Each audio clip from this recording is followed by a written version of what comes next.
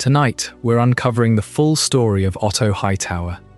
There are some interesting details to follow, but I'll keep everything gentle enough for sleep. Thank you to those of you who've been joining us consistently.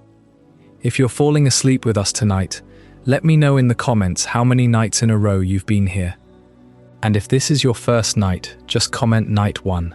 Now back to the video. In the 105th year after Aegon's conquest, Prince Balon Targaryen died unexpectedly, leaving King Jaehaerys I without the hand who had long helped him govern the Seven Kingdoms. Into that empty place stepped Otto Hightower, a knight from Oldtown, a city of ancient towers, quiet learning, and deep political memory. Otto was not the Lord of House Hightower. He was the younger brother of the ruling lord, a position that offered influence without the full burden of inheritance. Yet House Hightower needed no introduction at court. Its seat rose above Oldtown beside the citadel, where maesters studied histories, medicine, ravens, stars, and the secrets of the realm.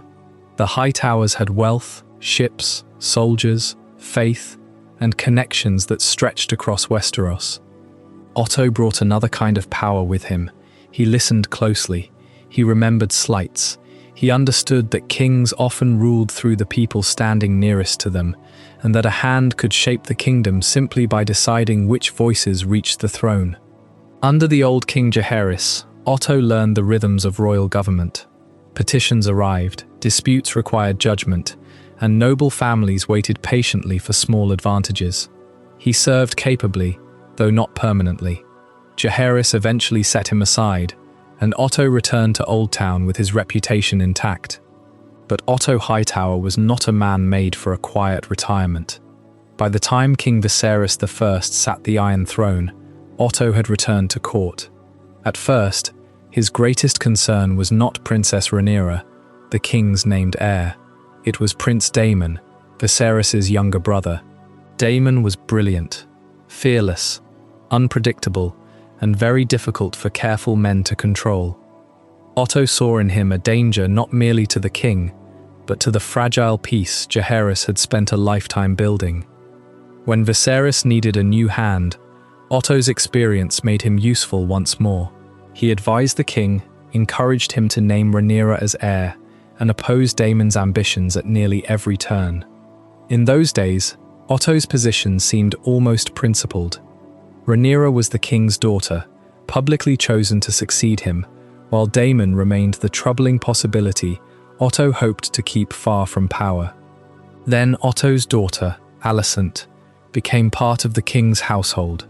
Alicent was gentle in manner, intelligent, and far more perceptive than many at court understood. After the death of Queen Aedema, she spent time with the grieving king.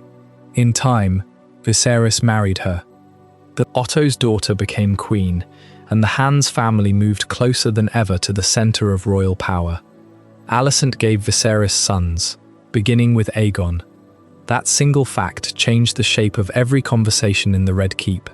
Rhaenyra remained the declared heir, but now there was a male child with the blood of the king. In Westeros, where custom often favored sons over daughters, many lords began to see a different future. Otto saw it too. The question was no longer only whether Daemon might threaten Rhaenyra's claim. It was whether Rhaenyra's claim threatened Otto's grandchildren. Slowly, carefully, Otto began to build the argument that would define his life. Aegon, he believed, should be king. Perhaps he convinced himself that the realm would be safer under a male ruler.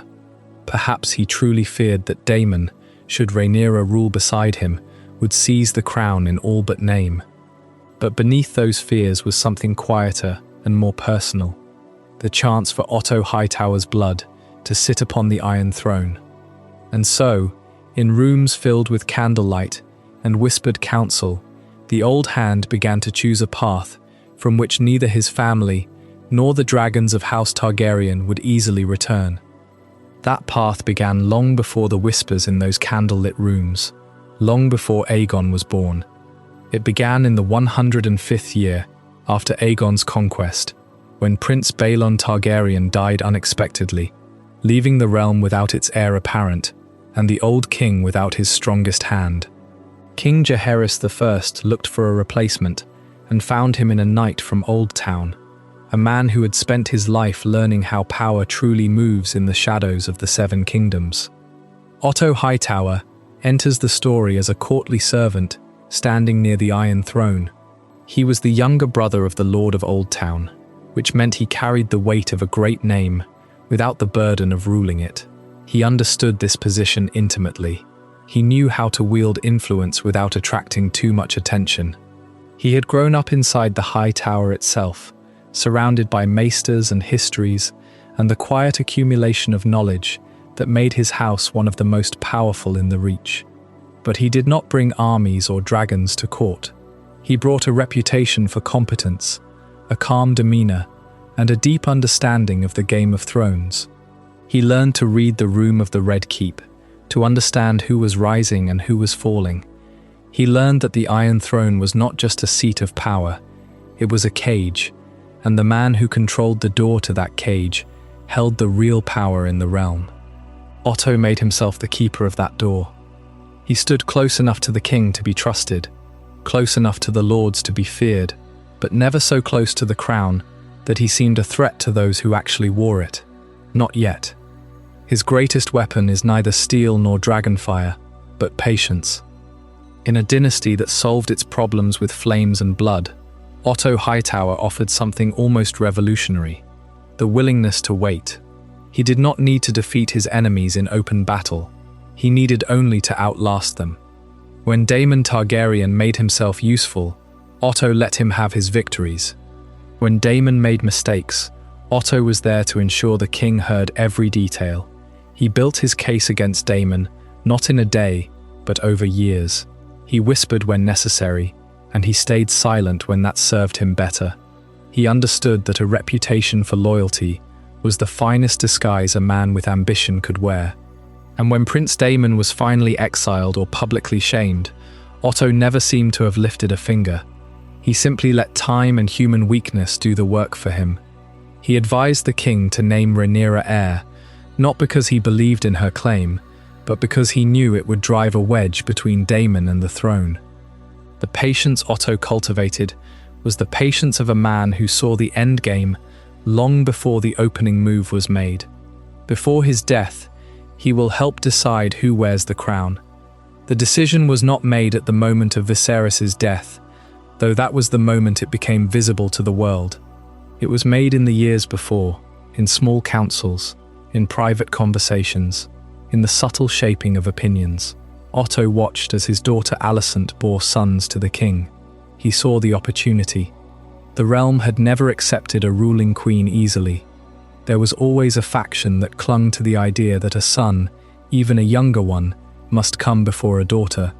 Otto cultivated that faction. He gave them arguments and confidence. He made them believe that a change in succession was not treason, but the salvation of the realm. When King Viserys finally drew his last breath, Otto moved quickly. He gathered the Green Council. He sealed the gates of the city. He sent ravens to allies. He placed Aegon II's crown upon his head in the Dragon Pit, before the dust of the old king had even settled. In that moment, the succession was decided. The crown belonged to Aegon, and the war was guaranteed. The price of that decision will be a realm consumed by war. The dance of the dragons burned across Westeros for nearly 2 years. Dragons fought dragons in the skies. Armies marched and starved. Great houses were destroyed. The riverlands turned to ash. The alliance Otto had built held, but the cost was terrible, and Otto himself did not survive to see the end of it. When Rhaenyra and the Blacks finally took King's Landing, Otto Hightower was the first person they executed. He was marched to the gates of the city he had once ruled from the shadows, and his head was removed from his body with a single stroke of a sword. The traitor's death that he had long predicted for himself had arrived. The man who had spent decades shaping the realm, who had stood beside 3 kings and launched the greatest civil war the 7 kingdoms had ever seen, was silenced in a moment. His patience was rewarded with a grave. His legacy was a smoking ruin. But the war Otto began did not end with his death. It consumed the Targaryen dynasty. It destroyed the dragons. It left the realm broken and exhausted. And as the last dragons died in the dance, one could almost hear the echo of Otto Hightower's quiet lesson. He was not a warrior. He was not a dragon rider. He was a man who believed that the realm could be shaped by will and by waiting. And in that belief, he destroyed the very dynasty he had sworn to serve. The Dance of the Dragons is often remembered as a war of women and dragons, but at its heart was a man from Oldtown who stood close to the Iron Throne and whose patience set the entire world on fire. To understand how patience became Otto Hightower's defining trait, you have to look past the Red Keep and the Iron Throne. You have to look west, to the shores of the Sunset Sea, to a place that was ancient before the first dragon ever crossed the narrow sea. This is where the man was shaped. This is Oldtown. The city of Oldtown is the oldest continuous settlement in Westeros, and at its heart, built on a rocky islet at the mouth of the Honeywine, stands the High Tower. It is a colossal structure, a fusion of ancient black stone and pale marble. Its beacon fires a guiding light for every ship sailing the western coast. Otto Hightower was born into the house that gives this tower its name. House Hightower, the rulers of ancient Oldtown. The Hightowers do not simply occupy the city, they define it. Their influence is absolute, and it operates on 3 levels that together make them one of the most formidable families in the realm. First, they command wealth. Oldtown is a nexus of trade, and the Hightowers are its merchant lords. Second, they command learning.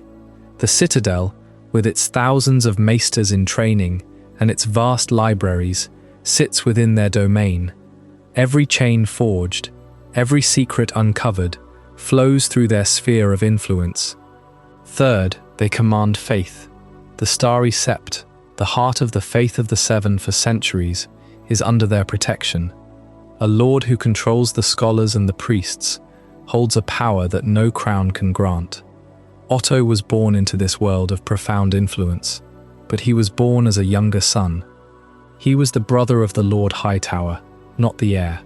This position is the key to understanding everything about him.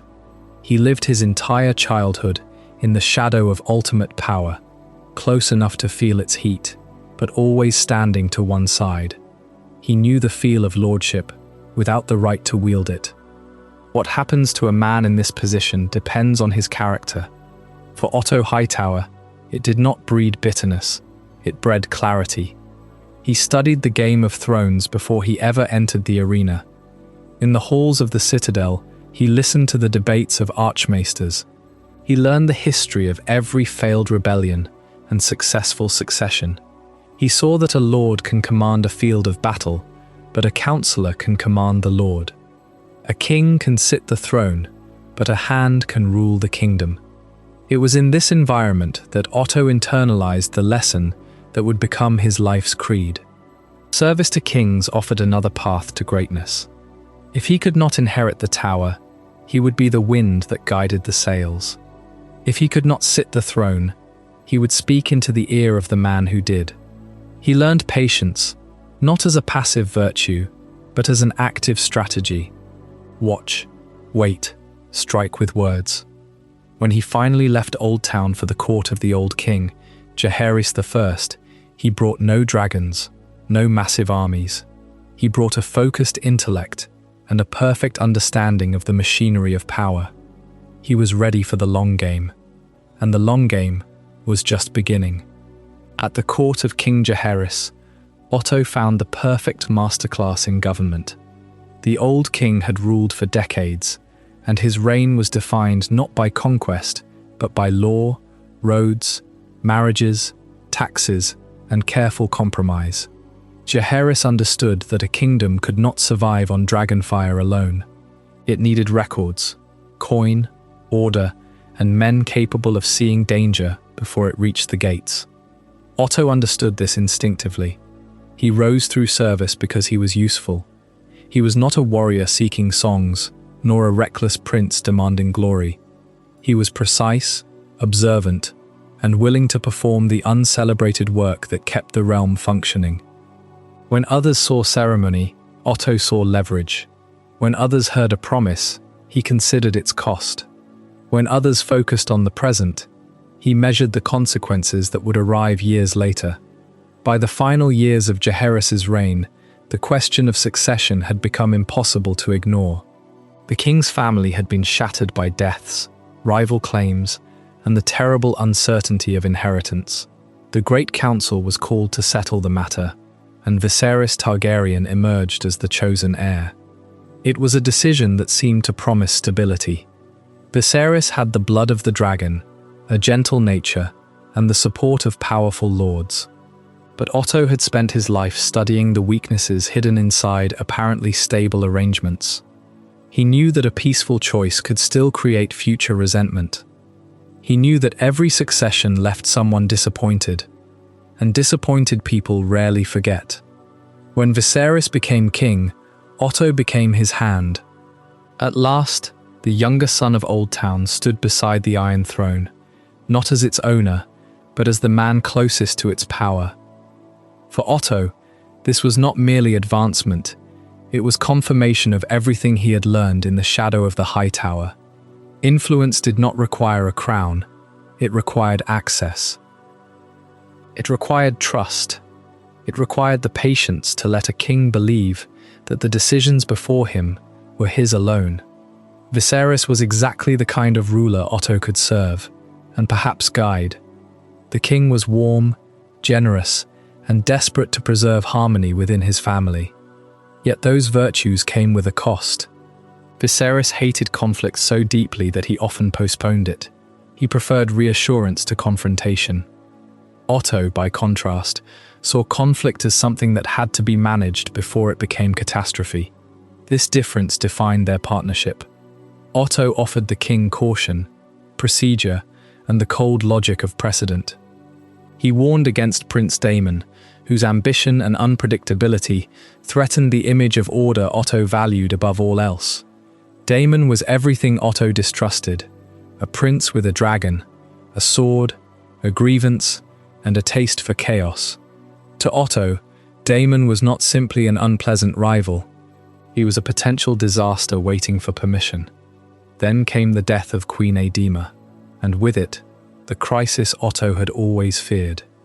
Viserys had a daughter, Rhaenyra, but no surviving son.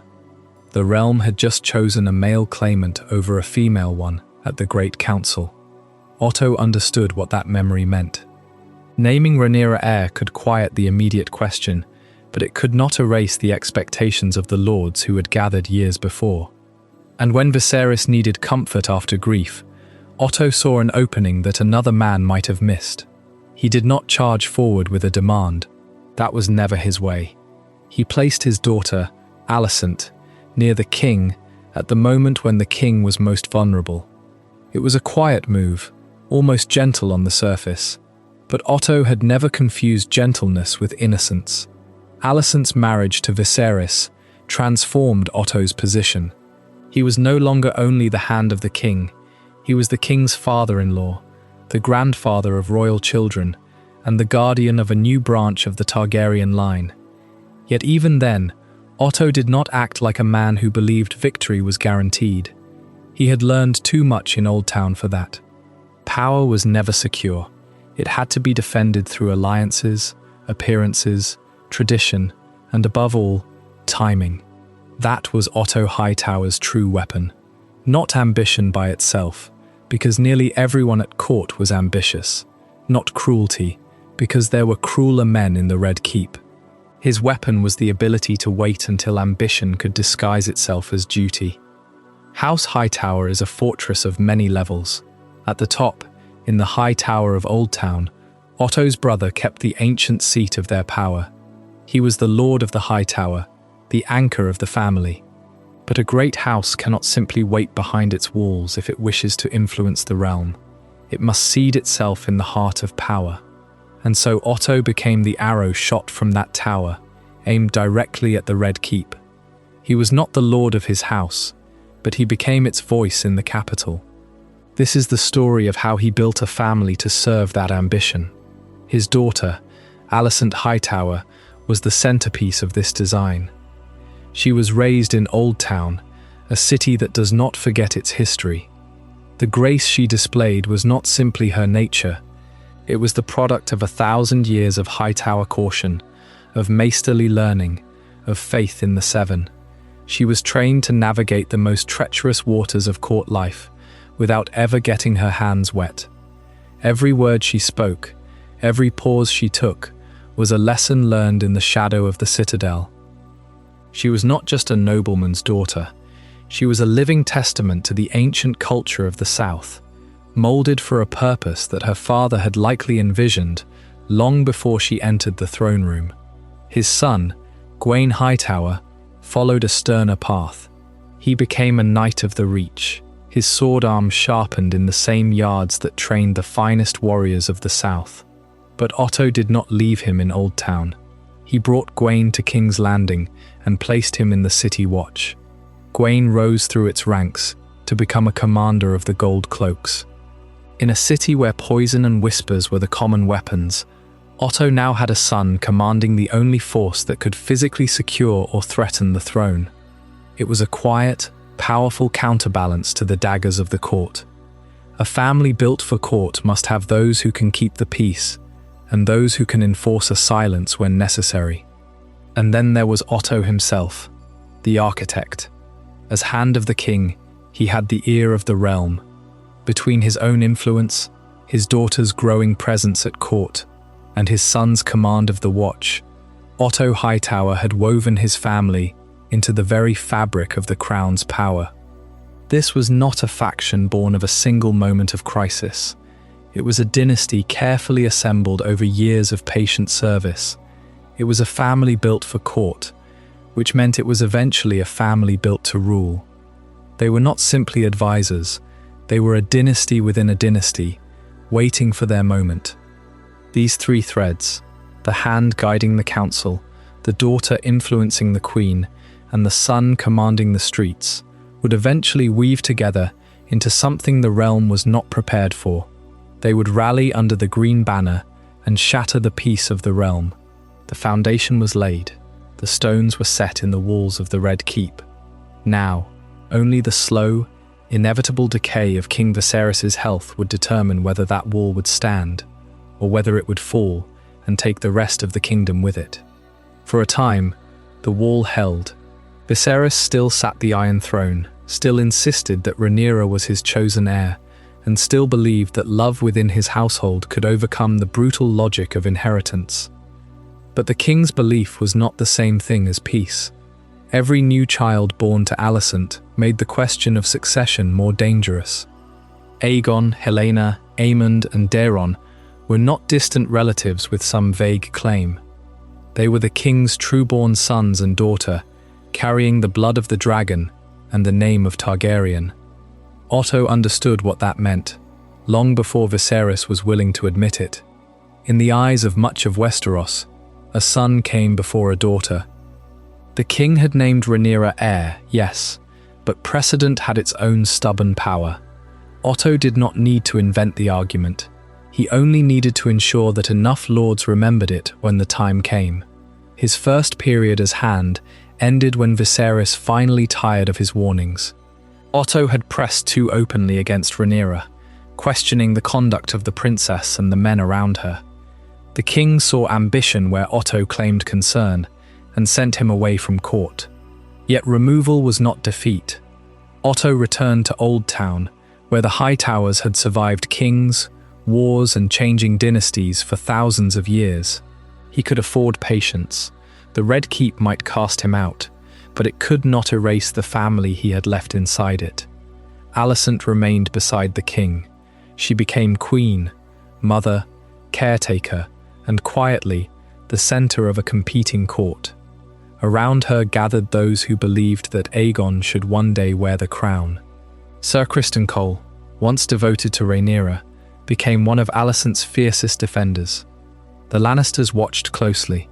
The Faith saw in the Queen a woman of devotion and order, and the Hightowers, with their wealth, their armies, and their ancient standing, gave this growing faction a foundation that could not be ignored. The colours themselves became a declaration.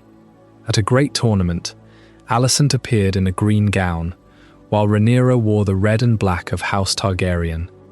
From that day, the Queen's supporters would be known as the Greens, and the Princess's supporters as the Blacks.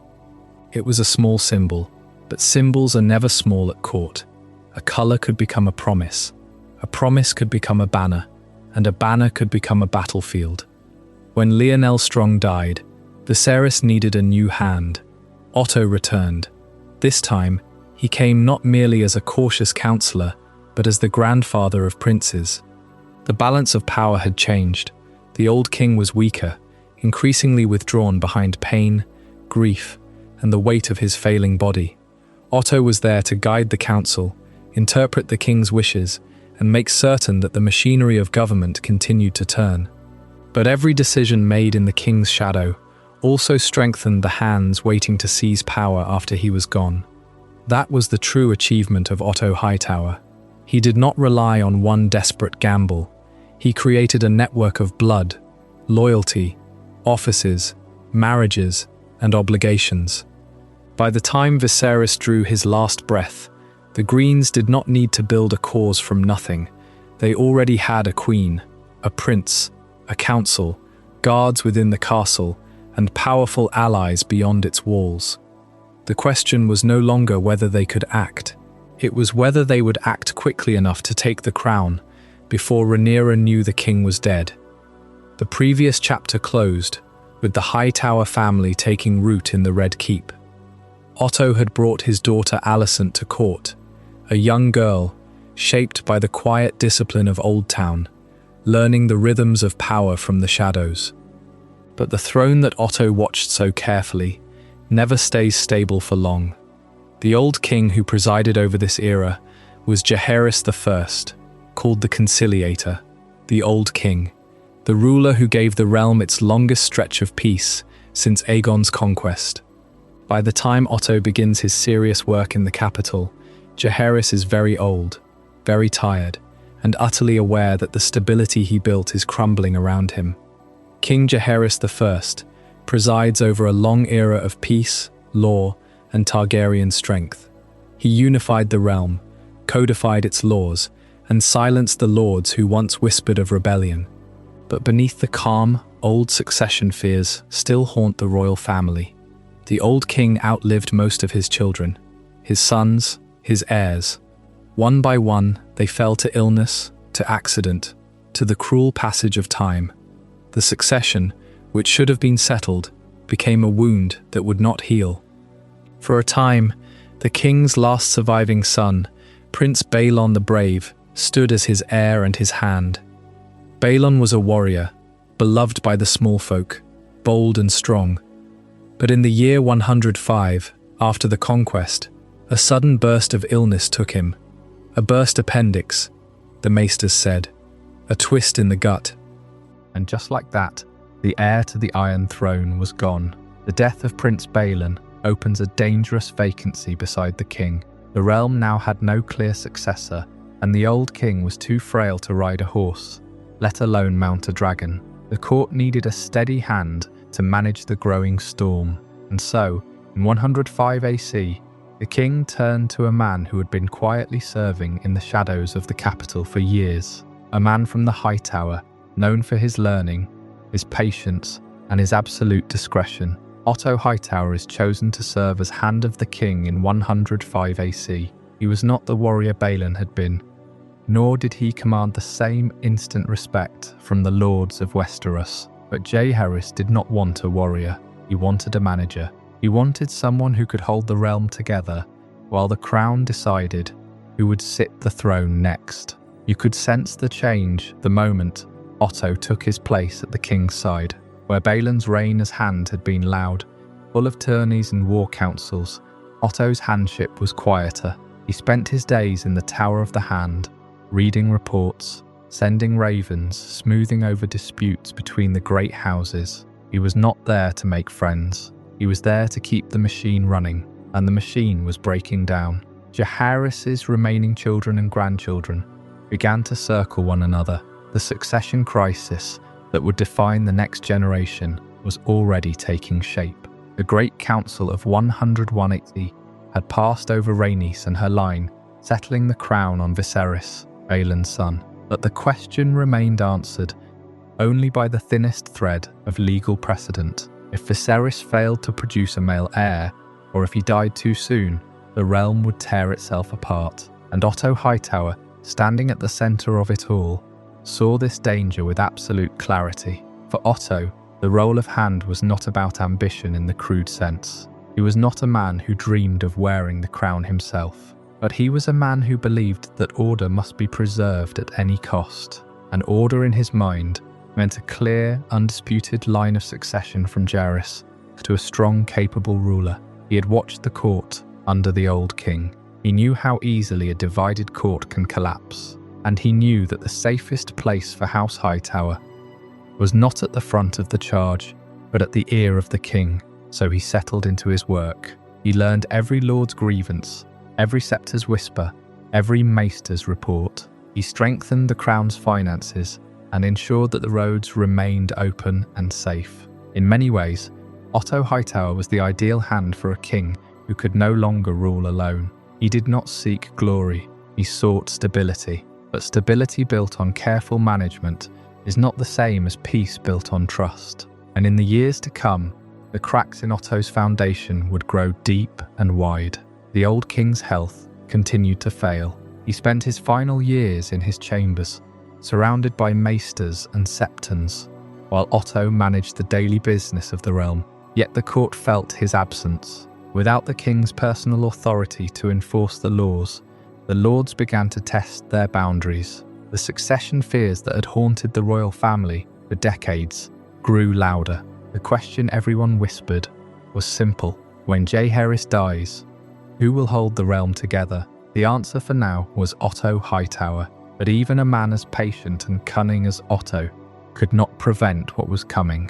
The death of Prince Balon had opened a vacancy not just for a hand of the king, but for the very soul of the Targaryen dynasty. The king could not fill that vacancy with a tax collector or a lawmaker. He could only fill it with blood.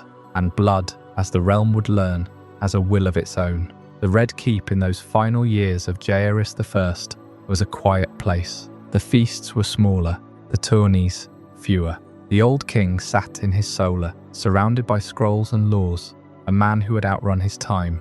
He had seen his children die. He had seen his wife, good Queen Alicent, pass into the night. And now in his final years, he leaned heavily on the men who served him.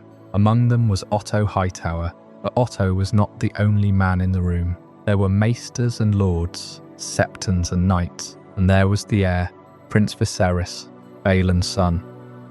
A man who loved history and artifacts, who preferred to read about dragons rather than ride them. The contrast could not have been sharper. The old king was a dragon rider. The new king, the one who would follow, was a scholar. Otto saw the danger in this. A scholar on the Iron Throne can be led, and Otto Hightower, holding the title of hand, intended to be the one doing the leading. The appointment of Otto in 105 AC was not a grand ceremony. It was a quiet decision, made in a quiet room, between an old king and a trusted advisor. The king needed someone who understood the law, someone who could navigate the treacherous waters of the court without capsizing the ship. Otto understood the law. He understood the court, and he understood that the true power of the hand did not lie in the pin he wore, but in the information he gathered. He began to build a network, letters to Oldtown, contacts in the faith, ears in every corner of the Red Keep.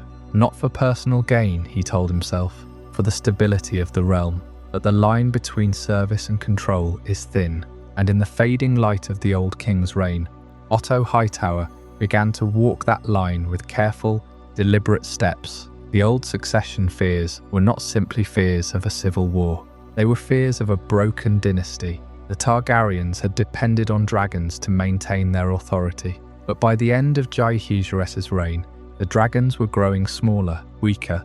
The last great dragon, Varga, still roamed the skies. But many of the younger dragons were stunted, kept in the dragon pit, fed but no longer wild. The magic that had bound the Targaryens to their godlike beasts seemed to be fading, and without that magic, the crown was just a crown. The throne was just a throne. It was the loyalty of the lords that held the realm together, and that loyalty Otto knew could be bought. It could be traded. It could be earned through careful diplomacy. He set about securing that loyalty, not for Jaehaerys, who was already slipping away, and not for Viserys, who had not yet taken the crown, but for the institution itself, for the idea that the Iron Throne must stand forever. The death of Prince Balon had cast a long shadow. The vacancy it opened was not just a seat at the council table, it was a void in the heart of the family. Balon had been the bridge between the old world and the new. Without him, the king was a lonely pillar, standing against the wind.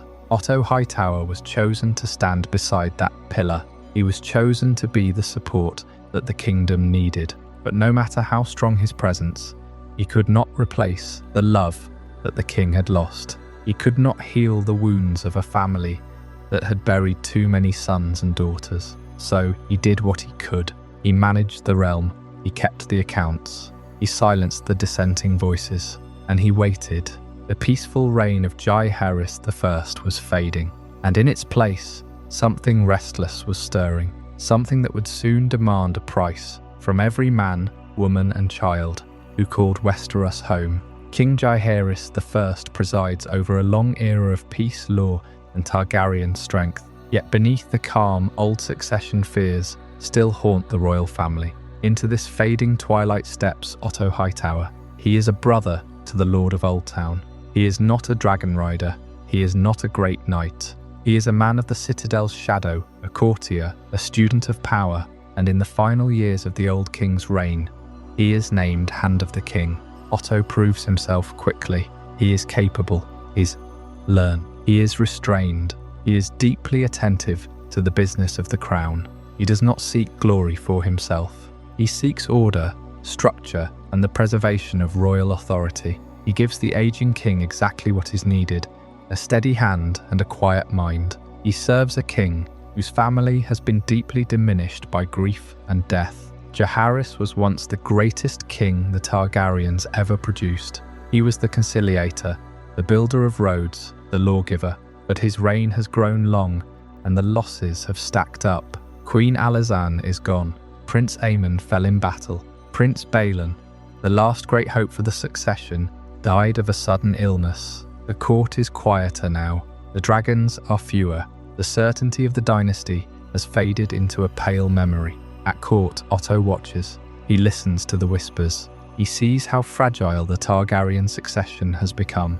The great council of recent years chose Viserys over the claims of Laenor Velaryon. It was a settled matter, but the debate opened a door. The lords of the realm had been given a voice in choosing their king, and a voice can be changed. Otto begins to understand a profound truth about the Iron Throne.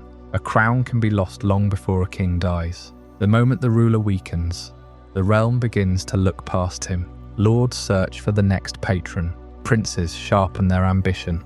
The loyalty of the small council shifts. A throne is not made of iron fists alone. It is made of perception, and perception can be shaped. Otto serves Jaehaerys faithfully until the very end. The old king dismisses him in the final months, preferring the council of his own memory. But Otto has already taken the lesson he needs. He has seen the mechanics of power laid bare. When Jaehaerys passes and Viserys ascends the throne, Otto Hightower returns to the capital. He is the new king's hand. He carries the weight of the old king's twilight with him. He has seen how a crown can slip. He has seen the cracks in the foundation, and he knows that the first duty of a hand is to ensure the crown does not fall again. Viserys is everything Jaehaerys was not in his final years. He is warm, generous, and eager to be loved. He prefers feasts to judgments, comfort to conflict, and peace to every difficult truth that might threaten it. These are not cruel flaws. In another age, they might have made him a beloved prince. But a king cannot simply avoid the storms gathering around him. Someone must see them coming. Otto sees them. As Hand, he helps govern a realm still rich from Jaehaerys' long peace. The roads are safe. Trade flows through the narrow sea. The great houses remain outwardly loyal. King Viserys sits upon a throne no enemy can challenge by force. Yet Otto knows that strength without clarity is only borrowed time. The king has one child, Princess Rhaenyra. She is bright, proud, and fiercely attached to her father. Viserys loves her deeply, but the laws and customs of Westeros have never been kind to daughters when sons might inherit. The Great Council had made that plain. The realm had chosen Viserys because he descended through the male line, while Laenor Velaryon descended through a woman. The decision was not merely about one crown. It was a warning written into law and memory. Then Queen Aemma dies. Her death breaks Viserys. It leaves the king alone with his grief, his daughter, and a dangerous question. Who will follow him? For a brief moment, the answer seems simple. Viserys names Rhaenyra his heir. Before the assembled lords of the realm, he commands them to swear fealty to her. One by one, they bend the knee. The princess is declared the realm's delight, the future queen of the Seven Kingdoms. Otto does not openly resist. He is too careful for that. He understands that power rarely belongs to the man who shouts first. It belongs to the man who waits until the room is ready to hear him. But he also understands what Rhaenyra's elevation means. A female heir may be accepted while no male alternative exists. The moment a son is born, every oath in the realm will be tested.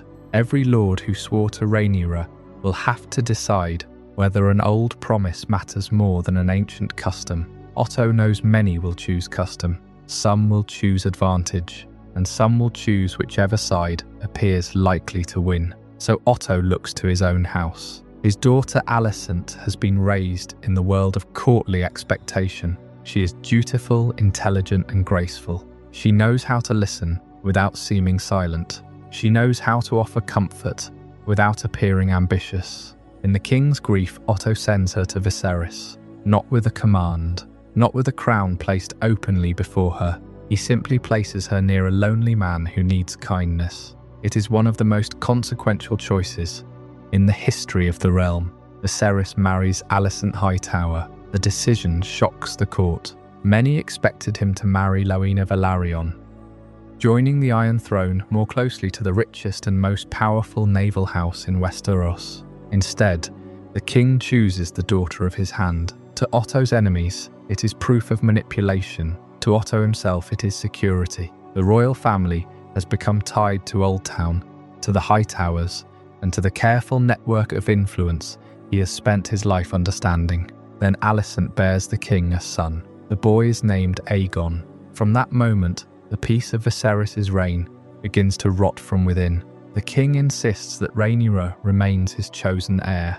He refuses to reconsider. He asks his family to love one another. He asks the realm to accept what it has always struggled to accept. But hope is not policy, and affection is not a succession plan. Otto sees the danger with perfect clarity. Aegon is the king's eldest son. By the traditions of most great houses, his claim is obvious. Rhaenyra has the king's oath, and the support of those who believe a king's word must stand above custom. Between them lies not a small disagreement, but two incompatible visions of legitimacy, and Otto Hightower has no intention of allowing his grandson to be pushed aside. The service of a capable hand is a delicate thing. It requires a steady voice at council, a precise approach to the daily burdens of rule, and a complete understanding of where the king's will begins and where it ends. For Otto Hightower, the years under the old king were a masterclass in observation. He learned how a dynasty endures, how a king manages a fractious family, how power is maintained not through constant action, but through careful restraint. And he learned that a hand who serves too well can sometimes become a liability, not because of what he has done, but because of what he represents. The constancy of his presence became a reminder of the king's own mortality, a living symbol of the passing of an age. Jaehaerys saw in Otto a capable servant, but he also saw a man who looked at the future and had already begun to plan for it. This was not a crime, but it was a reason to let him go. The dismissal, when it came, was quiet. King Jaehaerys summoned Otto to his chambers, thanked him for his years of counsel, and informed him that a change was to be made. There was no public defenestration, no shouting in the throne room. The old king was too dignified, and Otto too disciplined for such a scene. The handpin was exchanged, the formalities observed, and Otto Hightower walked out of the Red Keep, not as a disgraced man, but as a former hand. The king's reasoning was subtle. He had outlived so many of his children and his advisors. He wanted a fresh perspective, a hand who did not bear the weight of the recent succession struggles. Otto's appointment had been a response to the crisis of a prince's death. Now the realm was at peace. The succession was settled. The king felt he no longer required a hand so deeply shaped by those violent debates. Otto was a remnant of a turbulent time. The king wanted the peace to feel new, but the king did not exile him. He did not strip him of honours or question his loyalty. Otto returned to the world of noble service with his reputation intact, a knight and lord recognised for his ability. He could have retreated to Oldtown, to the High Tower, to the comforts of his ancient house, but he did not. He stayed close to the currents of power, inhabiting the courtly spaces without quite sitting at the centre. He maintained his connections, his friendships, his reputation as a man of wisdom, and he waited. The lesson was severe in its clarity. Royal favour is not stone. It is a temporary shelter, a shade cast by the king's will, a shelter that can be withdrawn at any moment, for any reason, or for no reason at all. Otto had done nothing wrong. He had not failed. He had not disappointed, and yet he was dismissed. This taught him that security at court is an illusion. The only true safety lies in building influence beyond the current monarch's favour, in alliances, in the seeded loyalty of future generations, in waiting for the moment when the crown requires his specific skill set once more. The only true permanence is the permanence of one's own patience. He had tasted the centre of power. He had stood beside the Iron Throne, and now that privilege had been taken from him. He understood that holding power is not a destination, but a vigil. And so, Otto Hightower returned from the edge of power, not as a man defeated, but as a man reacquainted with the game's true nature.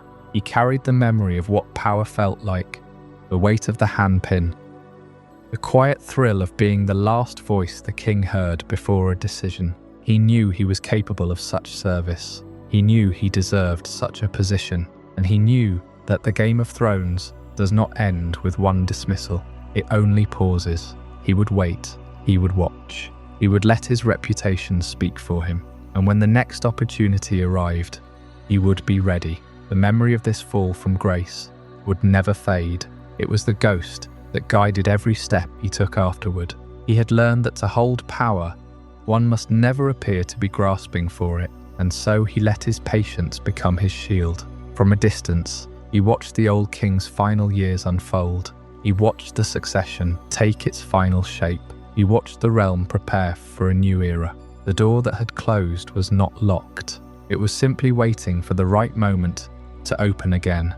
And Otto, standing in the quiet of his own waiting, knew that he had time. The realm always needed steady hands, and he was willing to wait for the moment when the crown called upon him once more. And so the years turned, each one a quiet step forward in a longer march that Otto Hightower had set for himself. He did not lash out.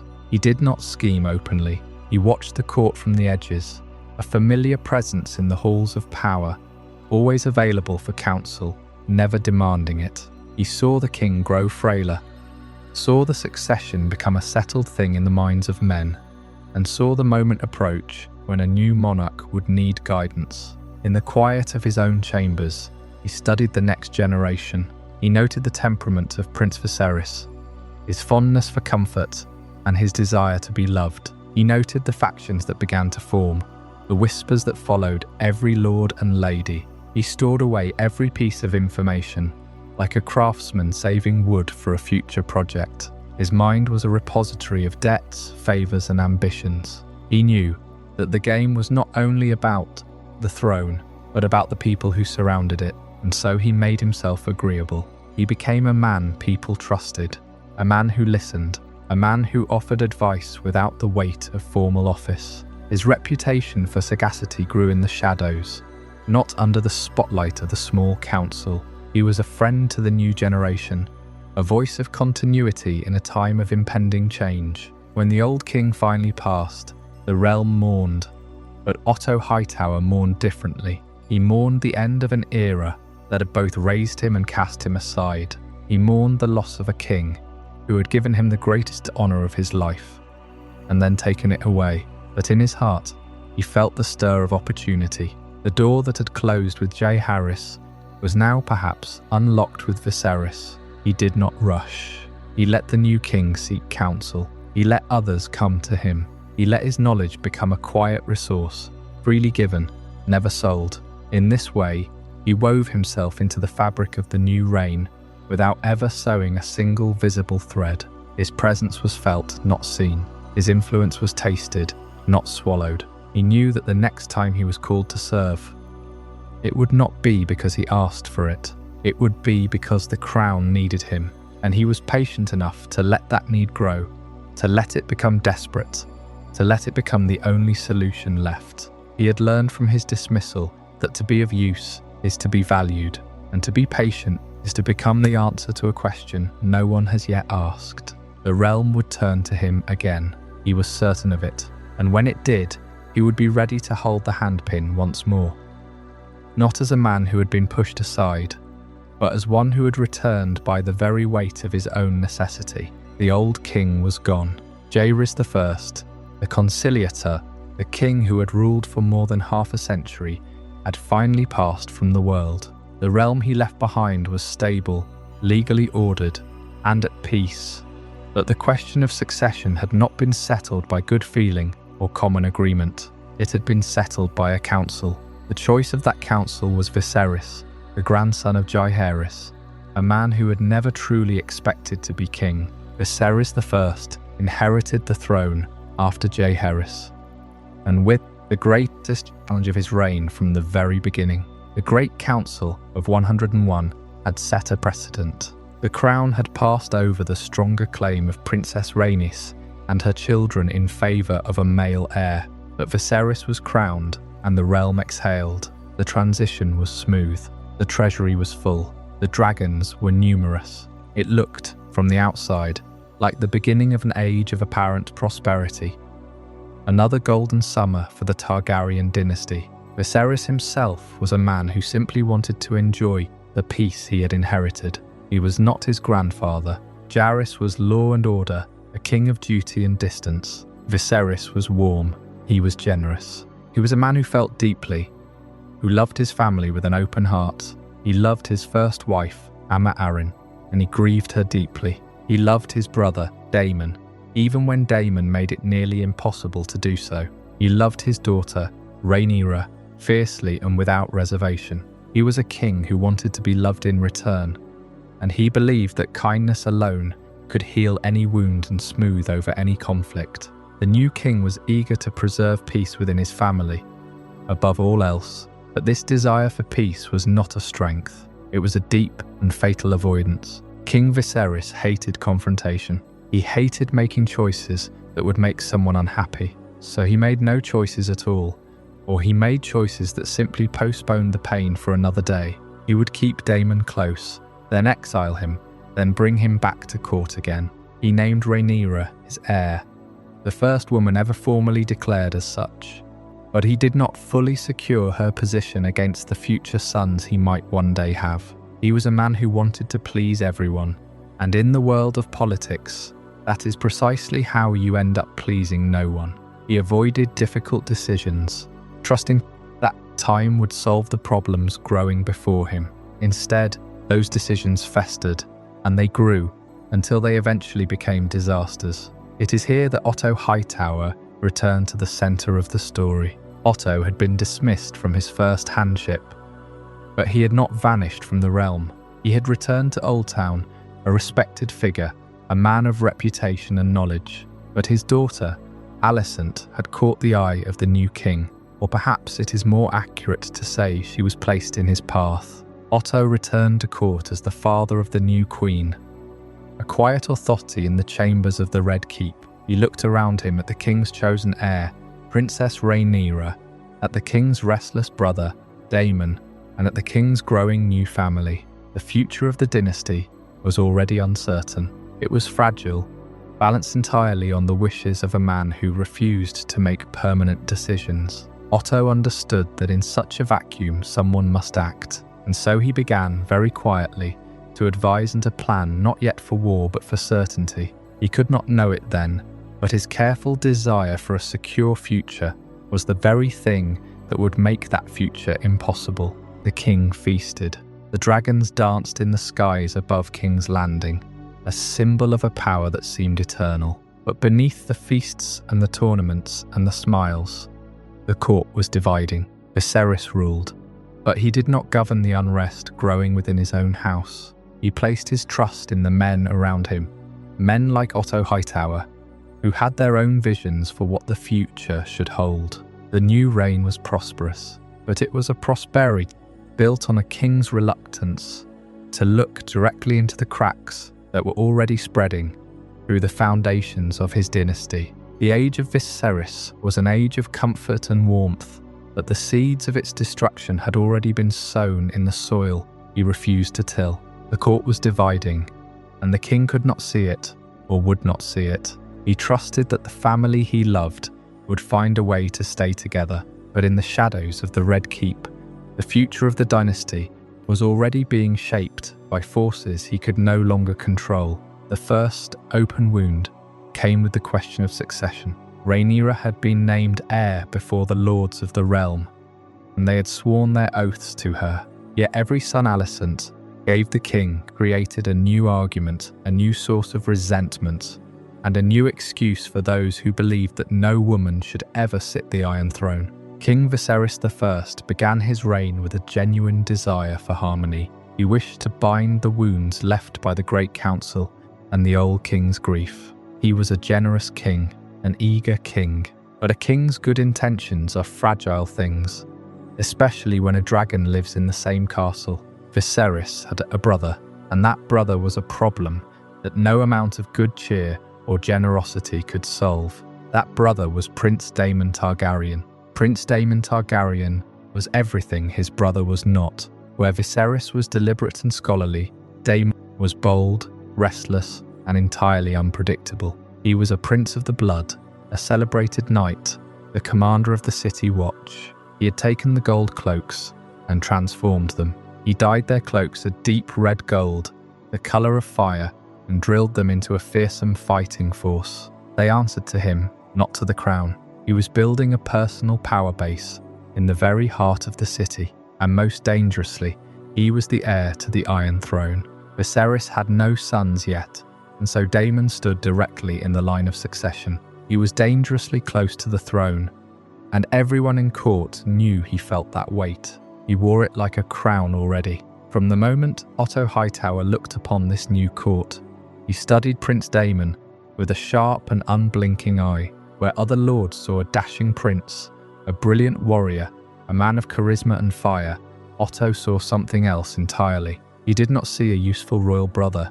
He did not see a loyal subject. He saw a threat to the realm. To Otto, Daemon was a dragon unchained, a man who treated the rules of succession and the stability of the kingdom as inconveniences to be mocked or simply ignored. Their rivalry did not erupt all at once. It simmered.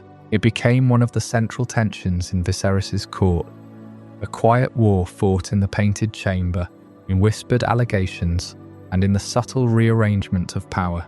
In council meetings, Daemon would lean back in his chair, his boots resting on the table, a smirk playing on his lips. Otto would present his reports in measured, formal sentences, offering the king a clear path of stability. Daemon spoke in barbs, in laughter, in challenges. He wanted war in the stepstones. He wanted glory. He wanted to prove himself. And every time Daemon proposed a venture, a demonstration of dragon strength, a tourney, a conquest, Otto was there to gently, firmly steer the conversation back towards caution. Otto knew that Daemon could not be controlled. He could not be bought. He could not be reasoned with in the way that Otto understood reason. Daemon represented chaos, the raw fire of old Valyria. Otto had built his entire life around order, around the careful management of the realm, around the quiet discipline of Oldtown. To Otto, a man who refused to be managed, was a danger to everything the Hightowers had worked to build in the shadow of the Iron Throne. He remembered the stories of Maegor the Cruel, a dragon lord without restraint. He saw that same potential in Daemon, a man who would burn the realm just to feel its heat. This deep fear of Daemon is what first pushed Otto toward a surprising position. Despite his traditionalism, his deep reverence for the laws of gods and men, he became an early supporter of Princess Rhaenyra as the heir to the throne. Not because he loved the princess, not because he believed deeply in the principle of a woman ruling over a man. He supported her because she was the only viable obstacle to Daemon. If Rhaenyra was named heir, Daemon was pushed aside. It was a cold calculation, a move of pure pragmatism. Better a female ruler than a dangerous prince. Better a known future than the chaos of Daemon on the throne. Otto Hightower was a man who thought in terms of long games, in terms of architecture and stability. Daemon was a wildfire that threatened that architecture. The tension between them was not a simple personality clash. It was a fundamental conflict between the desire for a predictable, controlled realm and the raw, uncontainable nature of Targaryen power itself. The seeds of the coming war were planted in this very distrust. Otto's vigilance was never passive. He gathered information. He listened for whispers from the city's underworld. He built a network to watch the prince, waiting for the moment he could prove to Viserys what he already believed in his heart. He knew that Daemon would eventually make a mistake. A man so bold, so hungry for power, could not be patient forever, and so the stage was set. The king ruled, the council advised, and Otto Hightower watched the prince he could not trust. The court of King Viserys, for all its surface harmony, was becoming a place of whispered factions, where allegiance to the crown was constantly tested against the raw ambition of the prince who stood closest to it. Every banquet masked a negotiation. Every council session was a battle of wills. The rivalry between the Hand and the Prince had begun to shape the very air of the Red Keep, drawing others into its orbit, forcing them to choose sides long before the true war began. Otto had chosen his target. He would not relent. He would wait. He was a patient man, and in patience he found his greatest weapon. He knew, with the certainty of a man who studied power, that Daemon's ambition would not stay contained within the walls of the Red Keep. It would spill out into the streets, into the sky, across the narrow sea. And when it did, Otto would be there, watching, waiting, ready to turn the moment against the prince he could never trust. Prince Daemon Targaryen was the heir presumptive to the Iron Throne. To Otto Hightower, this was an unacceptable danger. Daemon was a creature of impulse and ambition, a man who had already proven he could not be trusted with the stability of the realm. The death of Queen Aemma Arryn and her son left Viserys without a male heir, and it seemed Daemon was destined to succeed him. But Viserys, in a choice driven by love and desperation, defied centuries of tradition. He named his daughter Rhaenyra as his successor. He gave her the title of Princess of Dragonstone and called her the realm's delight. Hoping the realm would love her as he did, Otto immediately saw the political wisdom in this decision. He did not see Rhaenyra as a threat. He saw her as a tool to prevent Daemon from ever taking the throne. He used his voice on the small council, his influence in the court, to ensure the king's choice was fully supported. He believed he could guide Rhaenyra, shape her reign, and keep the realm safe from the chaos Daemon would bring. His support was not born of loyalty to the princess, but of his deep and abiding distrust of her uncle. To make the succession absolute, the king summoned the lords of the realm to swear their oaths. They came from the north and the south, the east and the west. They filled the throne room of the Red Keep. Lord Grover Tully of the Riverlands, Lord Bormund Baratheon of Storm's End, Lord Jason Lannister of Casterly Rock. They knelt one by one before the young princess. They swore by the old gods and the new to support her claim. They touched her hands and gave their sacred word. It was a powerful, solemn bond between the ruler and the ruled, sealed in the presence of the entire court. For a time, it worked. The realm accepted Rhaenyra. Daemon was forced to flee or accept exile. The succession seemed settled. Viserys slept easier, believing he had secured his daughter's future and the peace of the realm. The court returned to its leisurely rhythms. The crisis was over. But Otto Hightower knew that promises carved into parchment are easily erased by the passage of time. He knew that the lords had sworn, because the king commanded it. When the king was gone, the command would be gone. The oaths would be tested. New claimants would rise. The sons of the new queen would one day grow into men with their own ambitions. The oath appeared to settle the matter, but Otto knew it was merely the beginning of a long-waiting game. He knew that promises weaken with time, and so he watched and he waited, knowing that the true succession war had yet to be fought. The years passed. The court grew. The princess grew. And in the quiet corridors of the Red Keep, the seeds of the Dance of the Dragons began to sprout, fed by the oaths that were already beginning to fray. Otto understood that time could turn every certainty into a weakness. Rhaenyra was the named heir, but she was also young, unmarried, and increasingly isolated within a court that measured power through bloodlines and marriage pacts. The hand began to look beyond the princess and toward his own family. His daughter Alicent was clever, dutiful, and close to the king. In the days after Queen Aemma's death, Alicent offered Viserys comfort when grief had left him vulnerable. What began as companionship soon became something far more important to the future of the realm. When Viserys chose Alicent Hightower as his new queen, Otto's position became stronger than ever. He was no longer merely the king's chief advisor. He was the father of the queen, bound to the royal family by blood. And when Alicent gave birth to a son, the foundations beneath Rhaenyra's claim began to shift. The child was named Aegon, after the conqueror.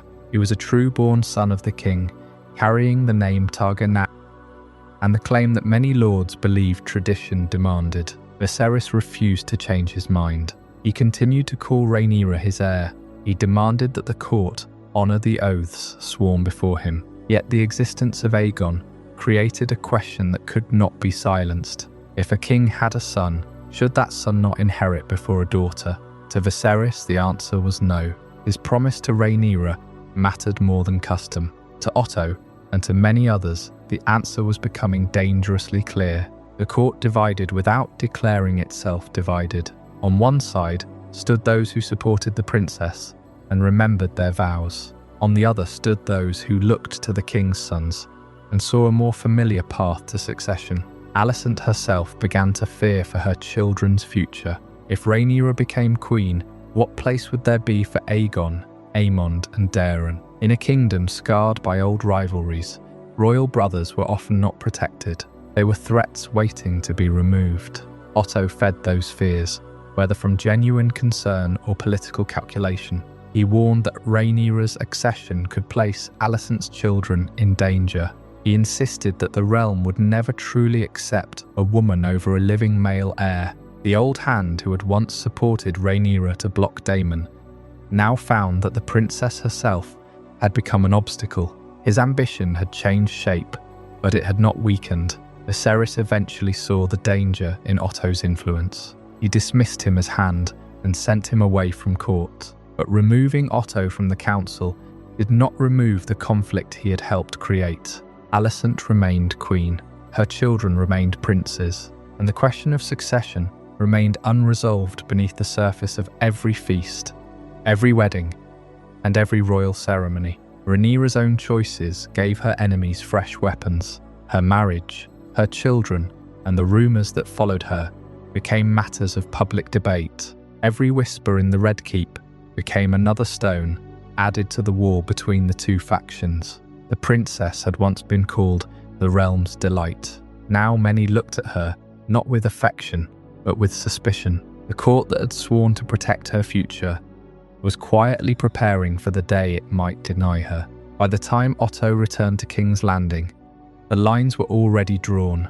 The Greens gathered around Queen Alicent and her sons. The Blacks stood with Rhaenyra and the ancient promise made by Viserys. Neither side believed it had chosen war. Both believed it was defending what was rightfully theirs. But the dragons were growing, the children were becoming adults, and the old king was fading.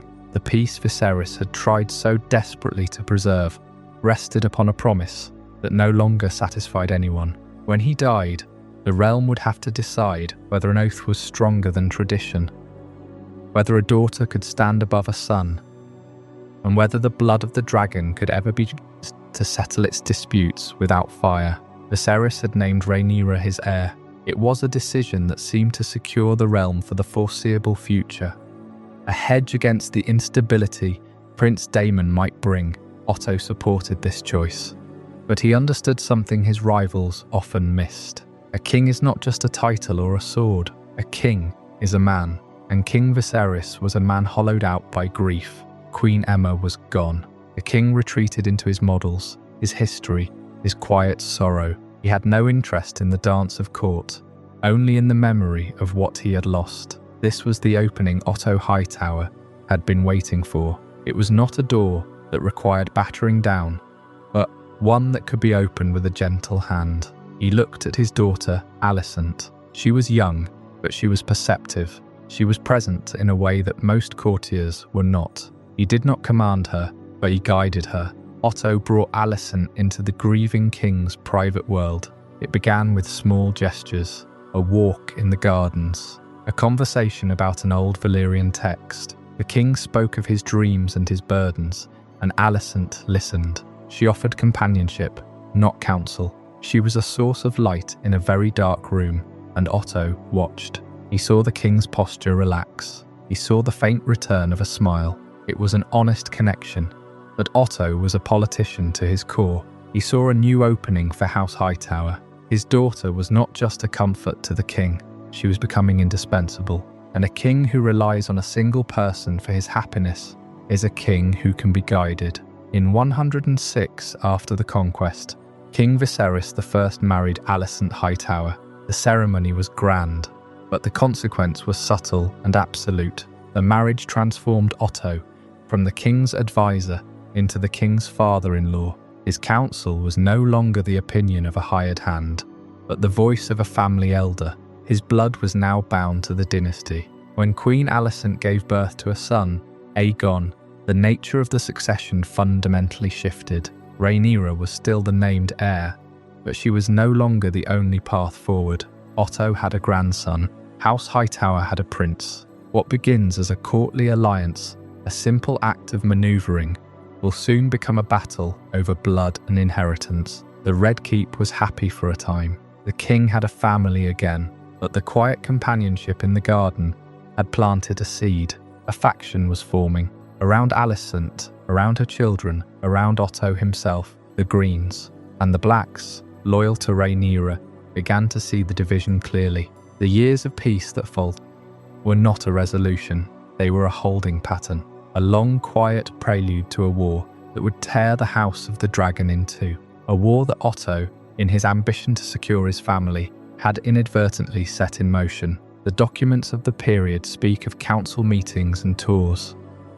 But the real history was written in the glances exchanged across the throne room.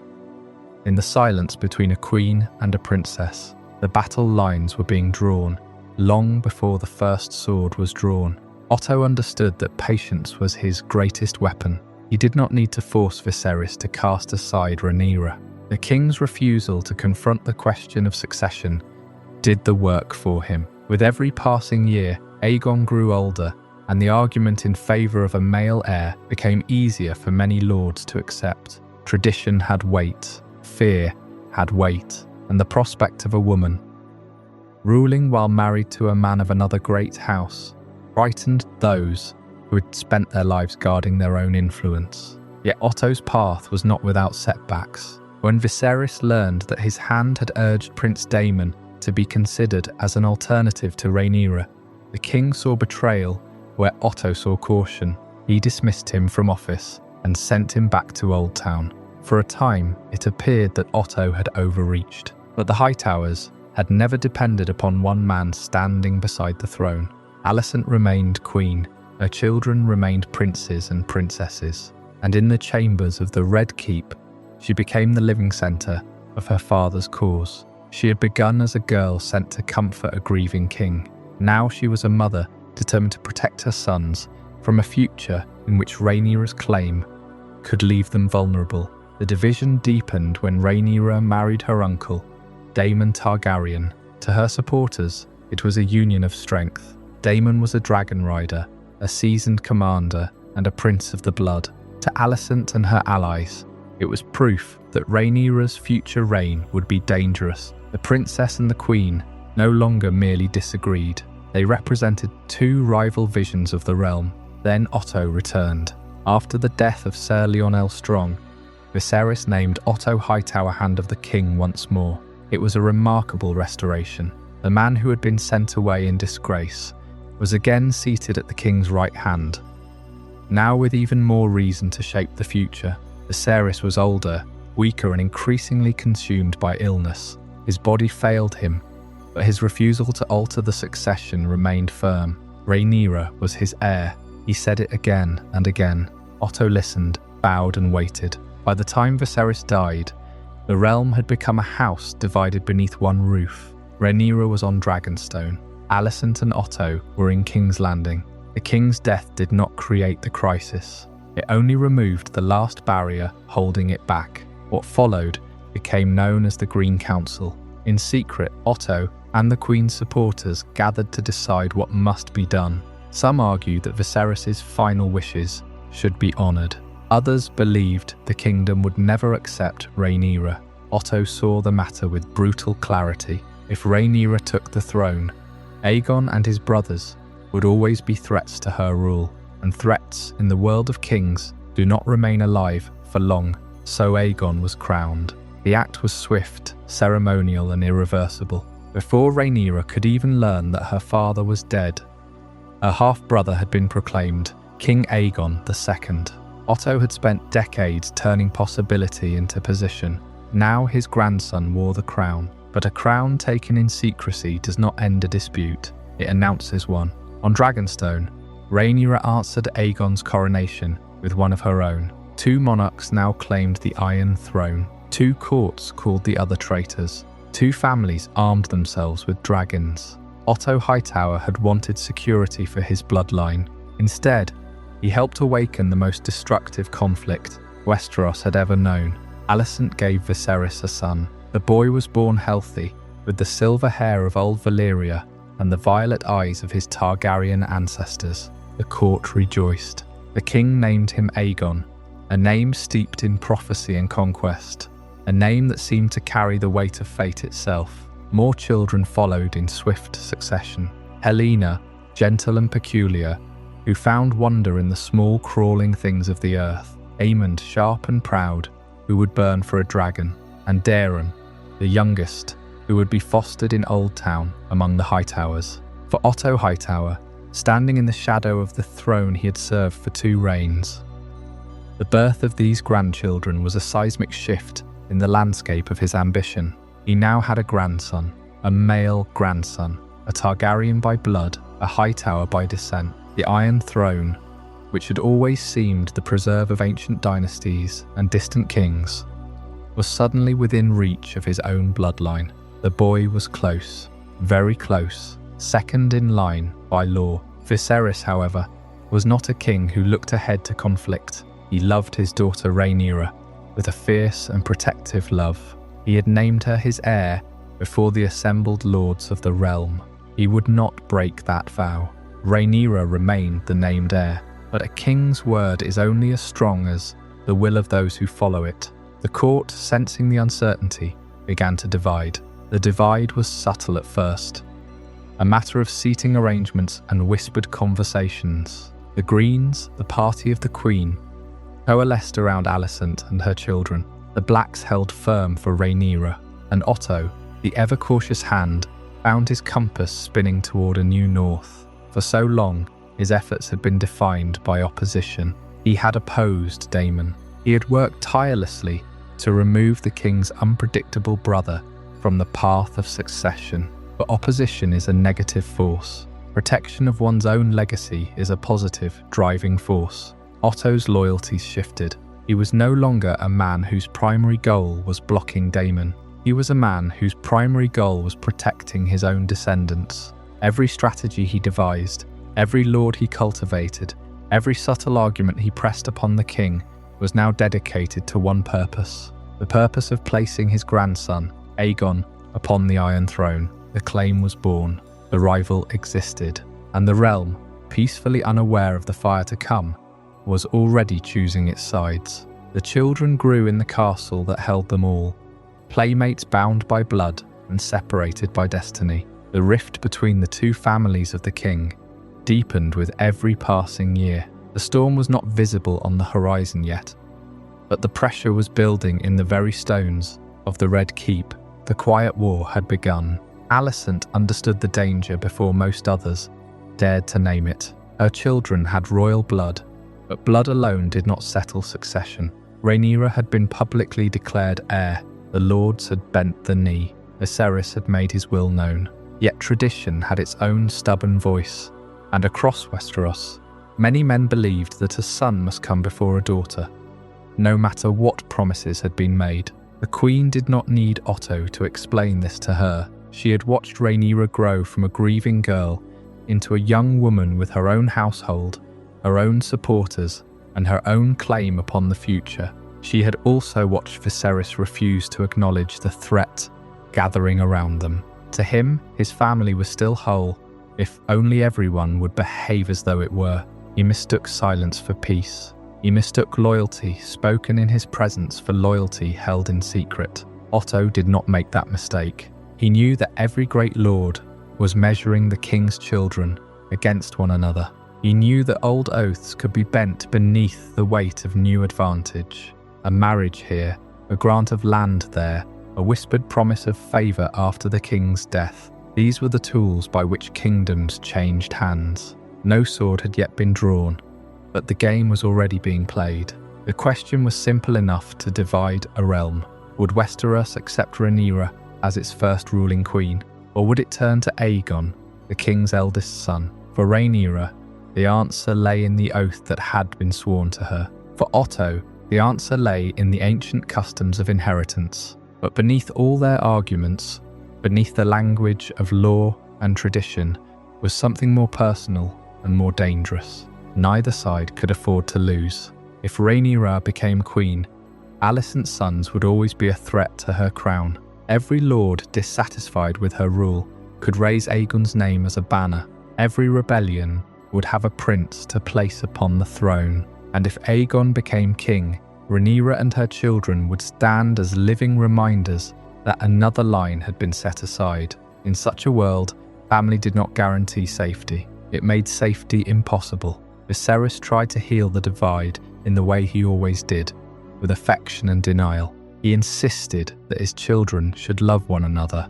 He arranged feasts. He smiled when they gathered in the same halls. But the bitterness could not be banished by royal command. It had been planted too deeply. Rhaenyra, once called the realm's delight, was no longer a child sheltered by her father's protection. She had become a woman expected to secure her own position. Her marriage would matter. Her children would matter. Every choice she made would be examined not only as the choice of a princess, but as the choice of a future queen. And Otto watched all of it. He had survived the reign of Jaehaerys. He had guided Viserys through the early years of his rule. He understood better than almost anyone that a peaceful kingdom could be more fragile than a kingdom at war. Peace allowed grievances to grow unseen. It gave ambitious men time to gather allies. It taught people to believe that catastrophe could never come. But Otto could see the catastrophe taking shape. The king's health was failing. His body weakened, while the question of succession grew stronger. Each year that passed without a clear reconciliation made the eventual reckoning more certain. The realm did not yet know the names of the battles to come. It did not yet know which dragons would fall from the sky, which castles would burn, or which children would pay for the ambitions of their elders. But the path had already been laid. Alicent's children were not merely the younger branch of a royal family. They were an alternative dynasty waiting in the wings. Rhaenyra was not merely the king's beloved daughter. She was the declared heir, with pride enough to defend what had been promised to her, and Otto Hightower stood between those two truths, convinced that only one of them could survive. The Hand had once sought influence through service. Now he sought security through power. He would call it duty. He would call it prudence. He would tell himself that he was protecting the realm from uncertainty. But history would remember that the seeds of war were watered in quiet chambers, by careful words, and by men who believed that the future belonged to their blood. Before we dive deeper into this incredible journey, where in the world are you watching this from? Drop a comment below and let our global community know. And if you're finding this as mind-blowing as I am, hit that like button to help more people discover this story. Following the birth of Queen Alicent's son Aegon, Otto Hightower saw the landscape of the future change. He had supported Rhaenyra when it served to block Prince Daemon from the throne, but now his own blood sat in the nursery. A male Targaryen prince, born of the royal line. This changed everything.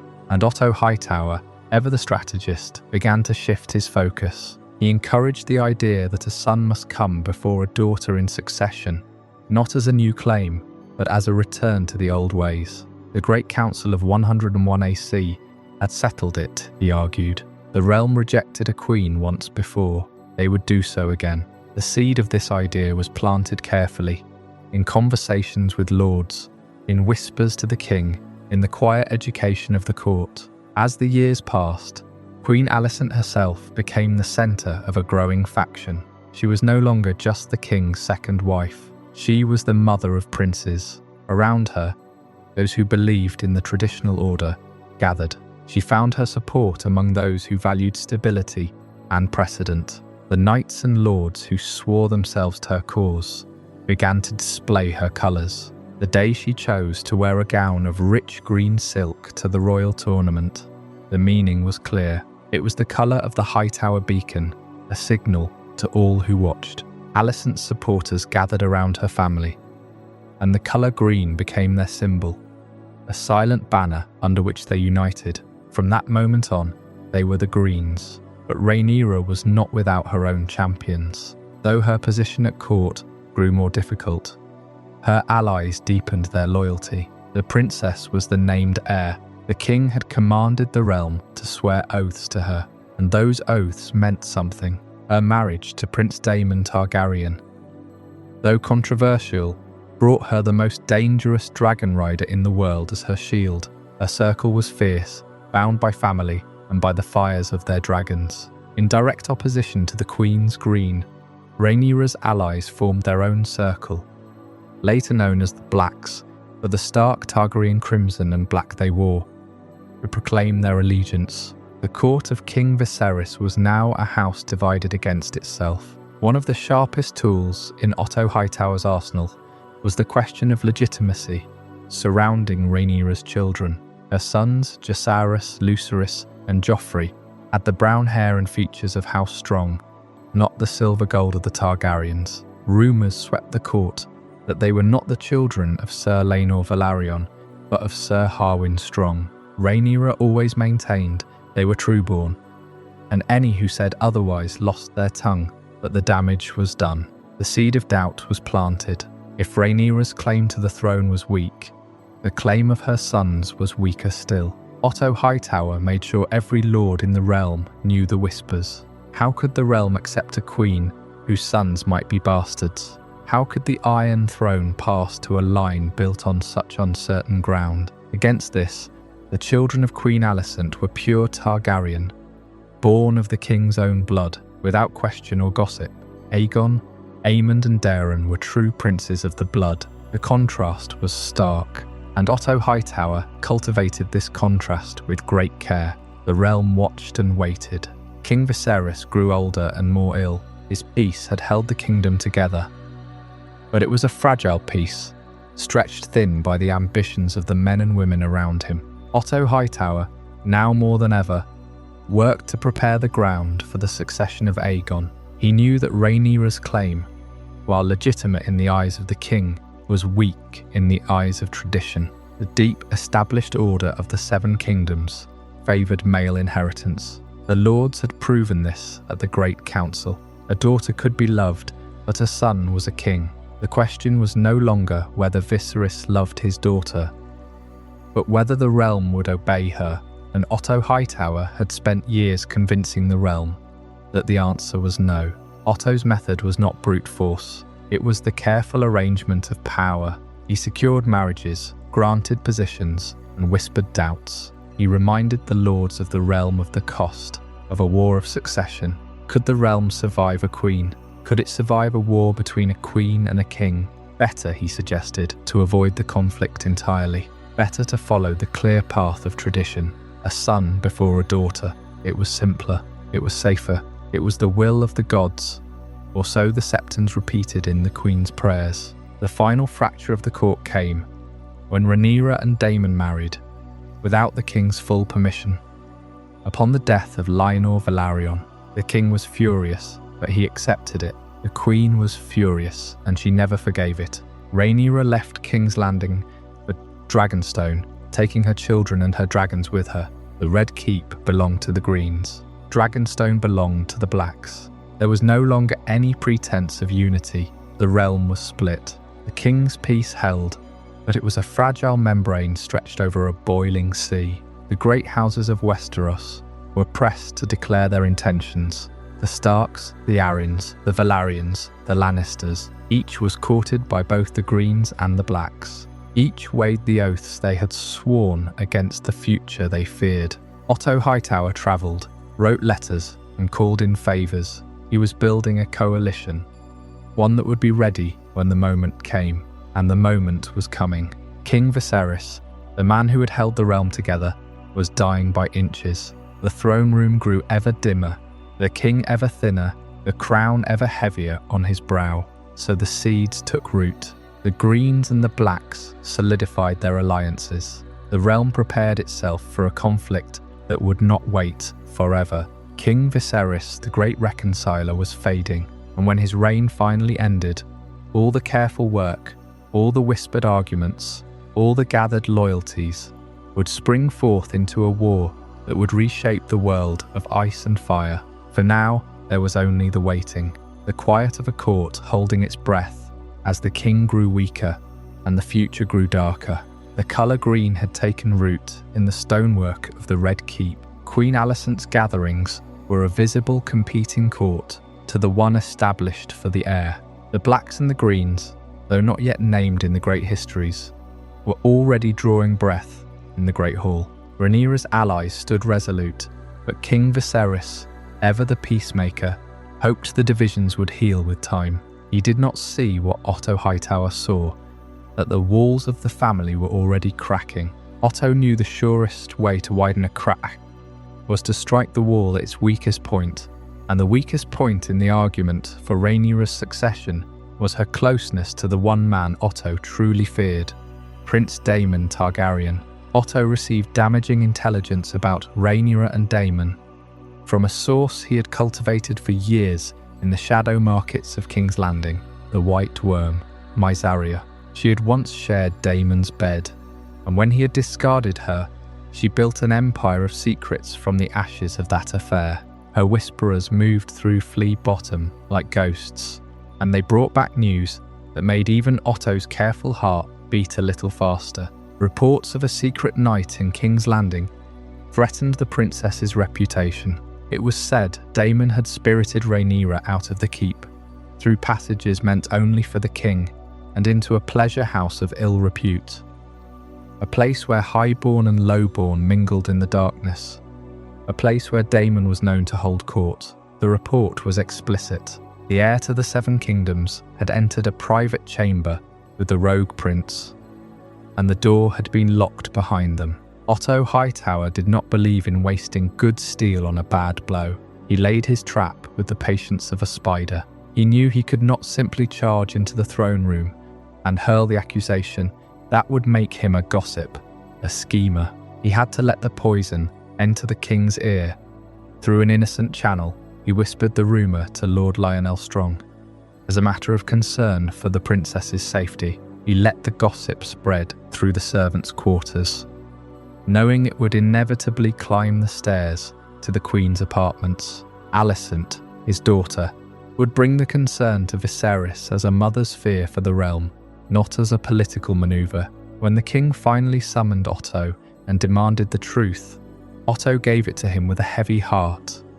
As a loyal servant who had tried to shield him from a crushing scandal, he uses rumour and scandal as carefully as any sword on a battlefield. "Your Grace," Otto said, presenting the intelligence, "I have striven to keep this from you. I knew it would break your heart, but the princess was seen. Her honour is at risk. And Daemon laughs about it in the streets of Flea Bottom." The king's fury was white hot.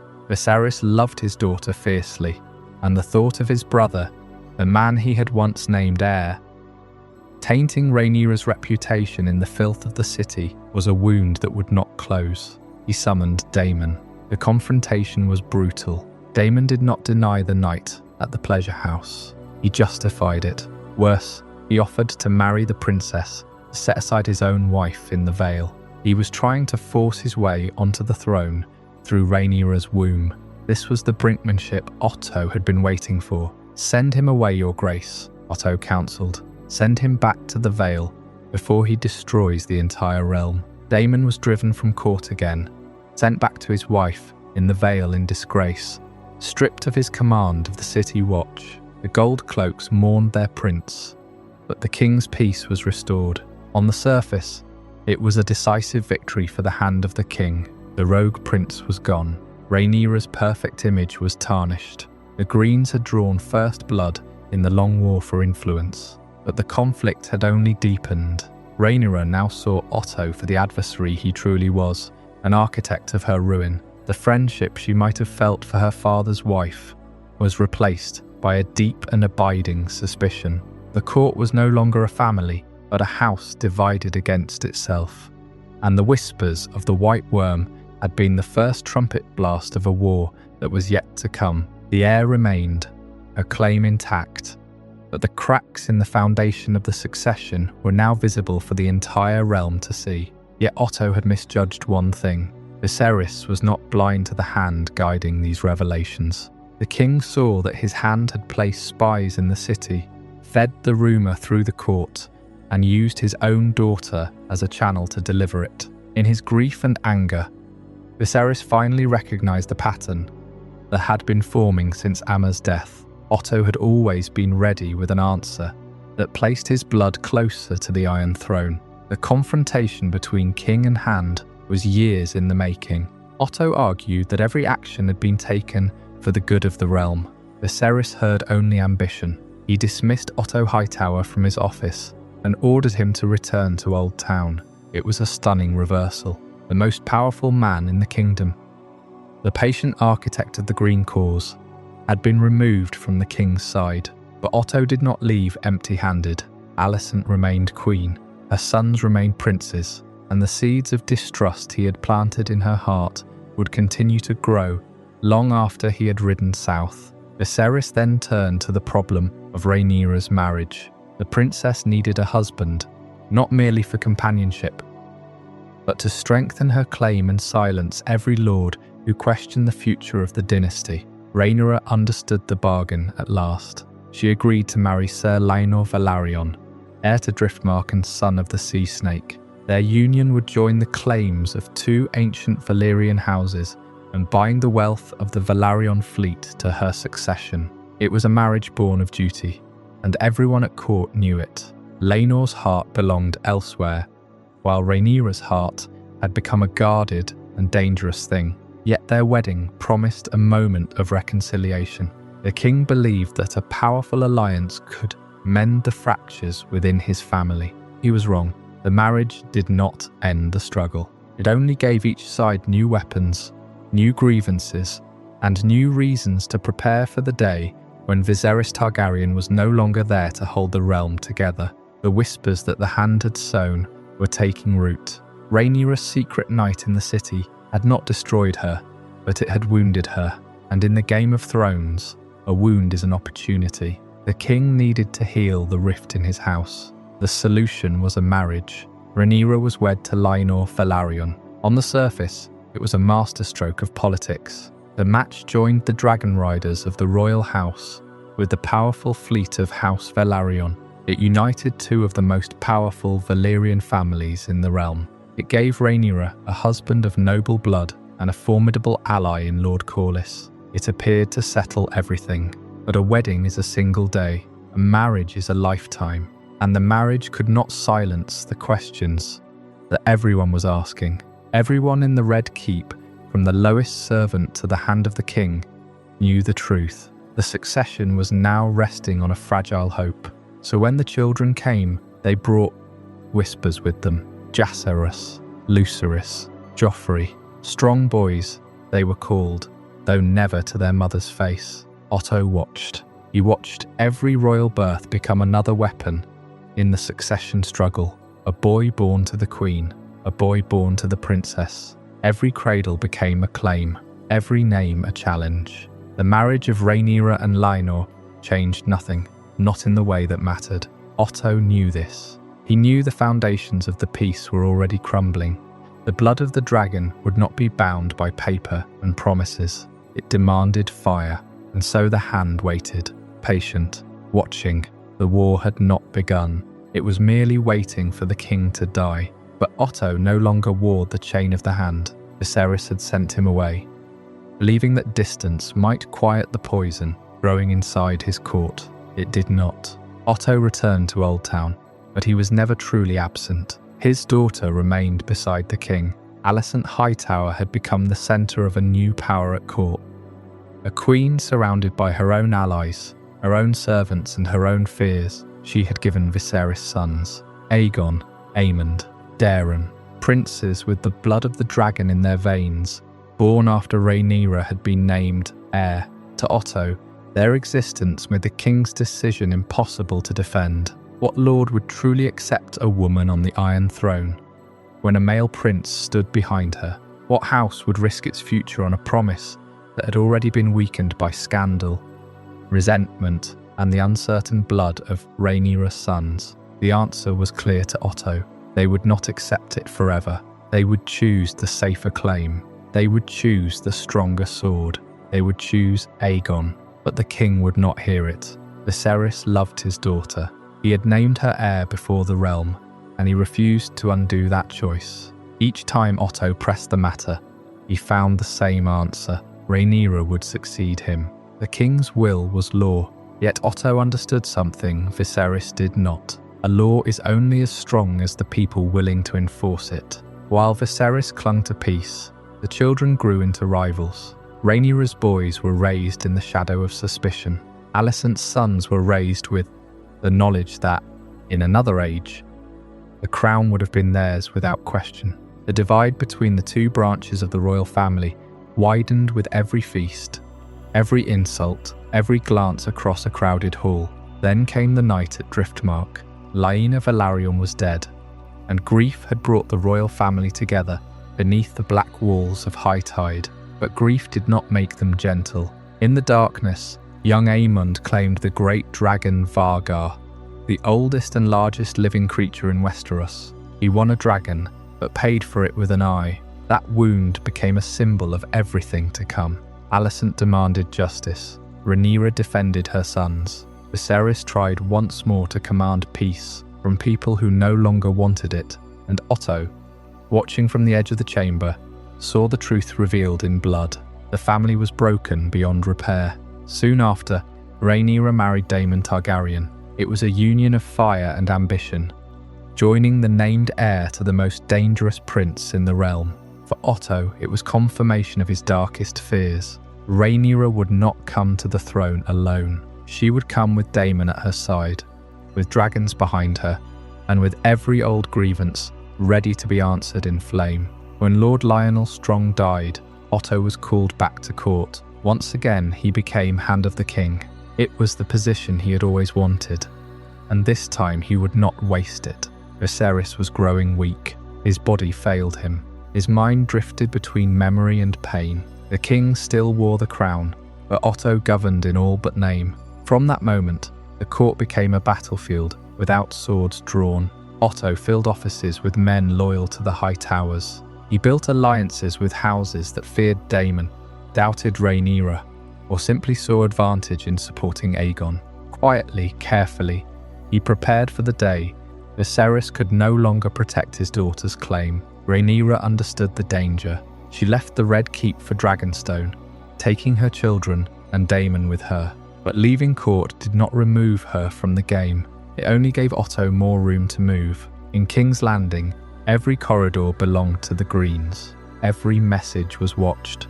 Every visitor was measured. The kingdom was being divided long before anyone admitted a war was coming. The final warning came when Vaemon Velaryon challenged the legitimacy of Rhaenyra's sons. He spoke aloud what others had only whispered.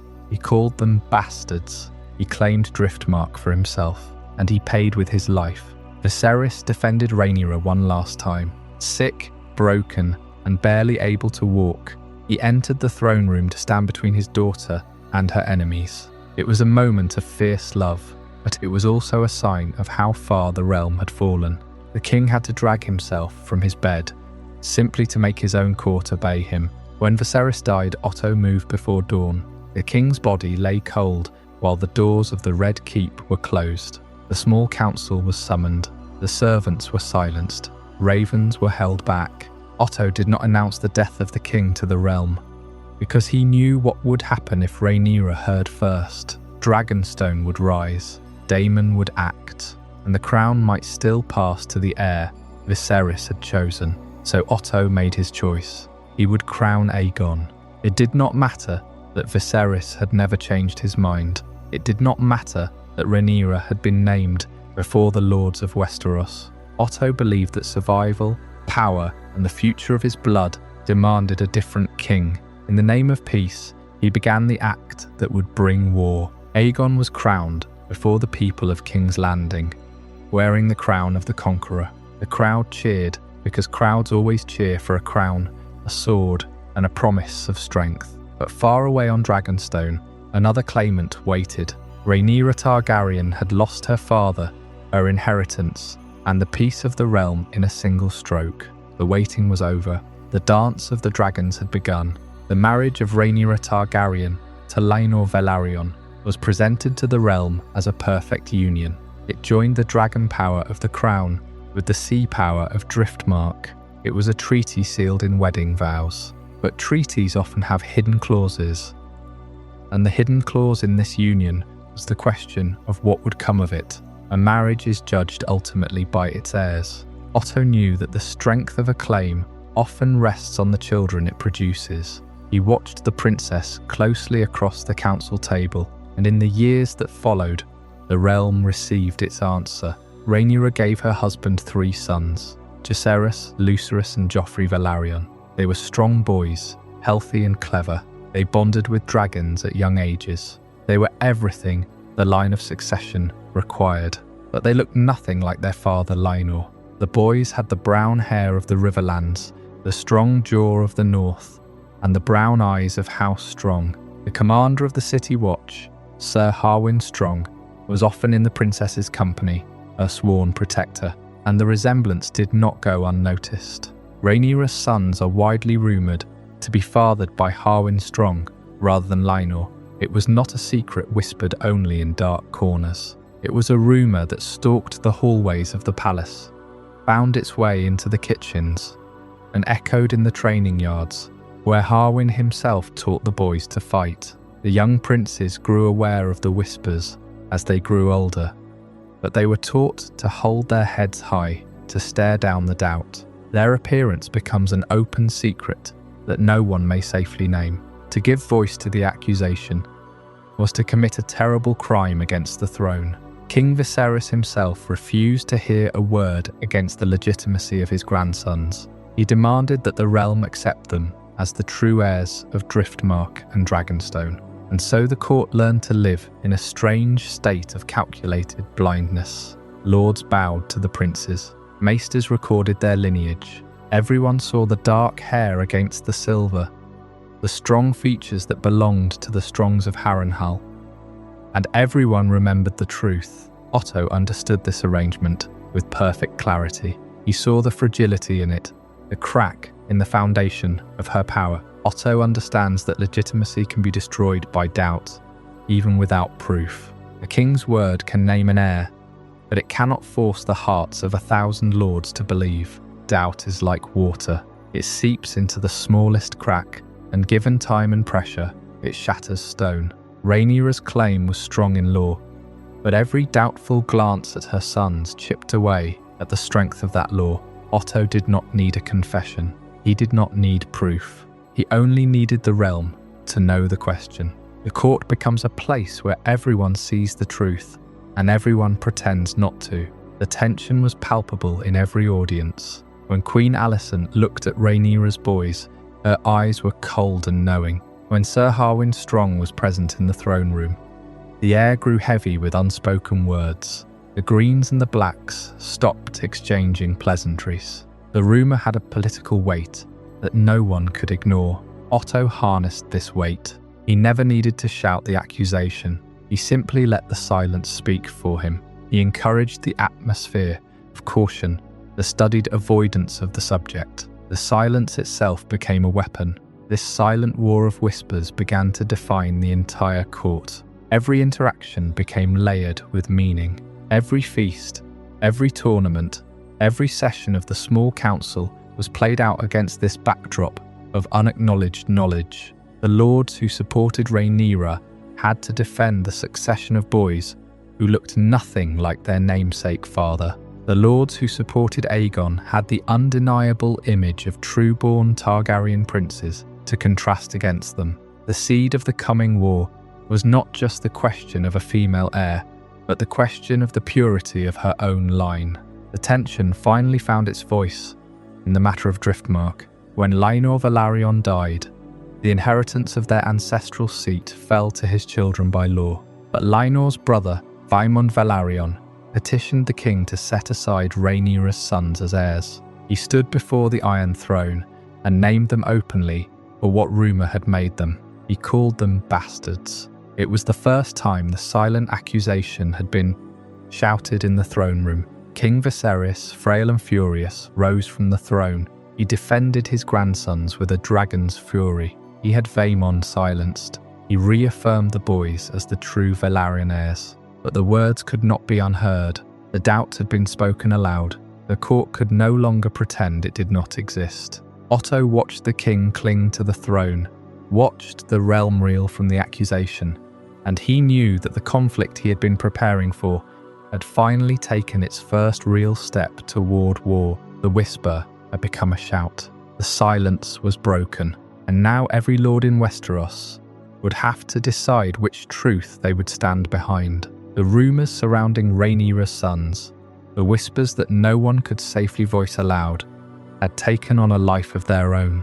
For Otto Hightower, this was not a scandal to be ignored, but a vulnerability to be exploited.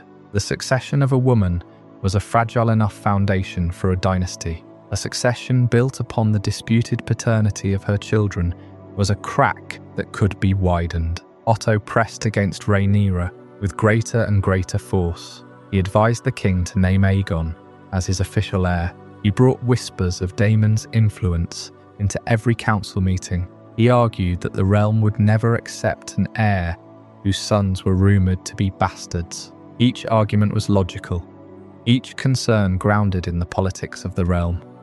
But the cumulative weight of them became a relentless assault on the king's own choices. Otto did not realise that his very effectiveness was becoming his undoing. Viserys had spent his reign mending wounds, keeping peace, and affirming his word. He was a king who hated conflict, and so the king's patience finally broke.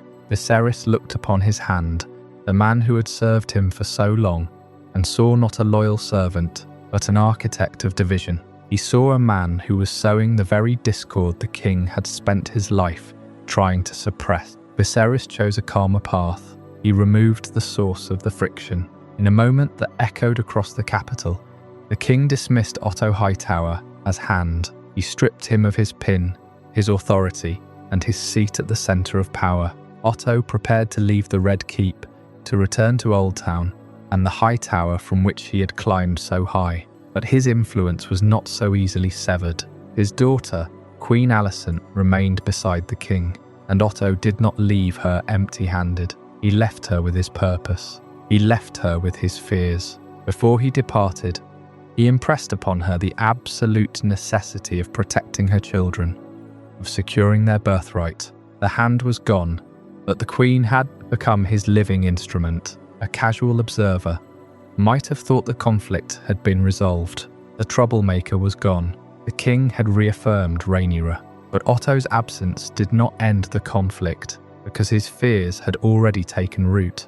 Alicent now stood in the gap, a fierce protector of the Green cause. She carried forward every argument her father had made, every shade of doubt he had cast upon the legitimacy of the succession. The fracture inside the Red Keep did not heal. It simply moved from the council chamber to the royal bedchamber, from the hand's whispers to the queen's quiet insistence. The realm was still whole, but the line between the two factions had been drawn, not just in the court, but in the heart of the royal family itself. That division deepened with every passing year.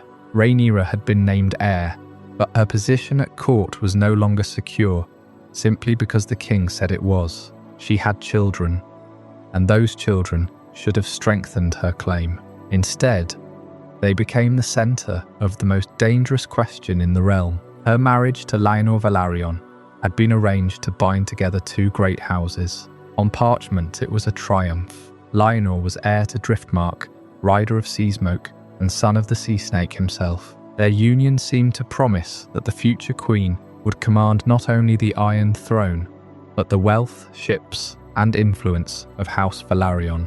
But the sons born from that marriage did not look like Velaryons. They did not bear the silver hair so closely associated with old Valyria.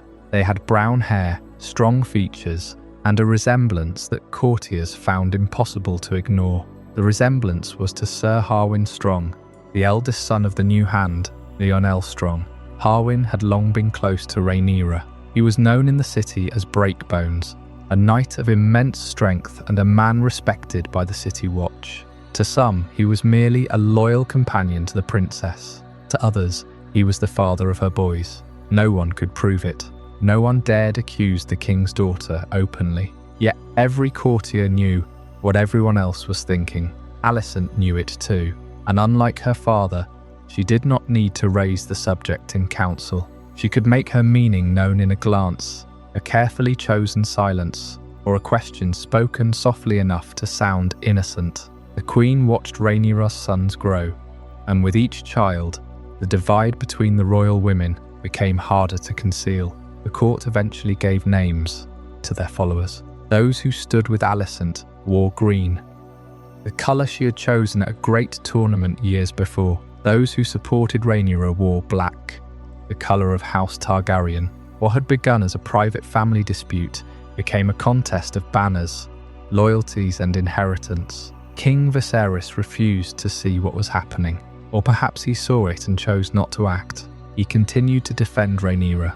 He continued to call her his heir. He treated her sons as his grandsons, and rejected every implication that they were anything less than true-born princes. In his mind, speaking the accusation aloud would only give it power, but silence did not erase the danger.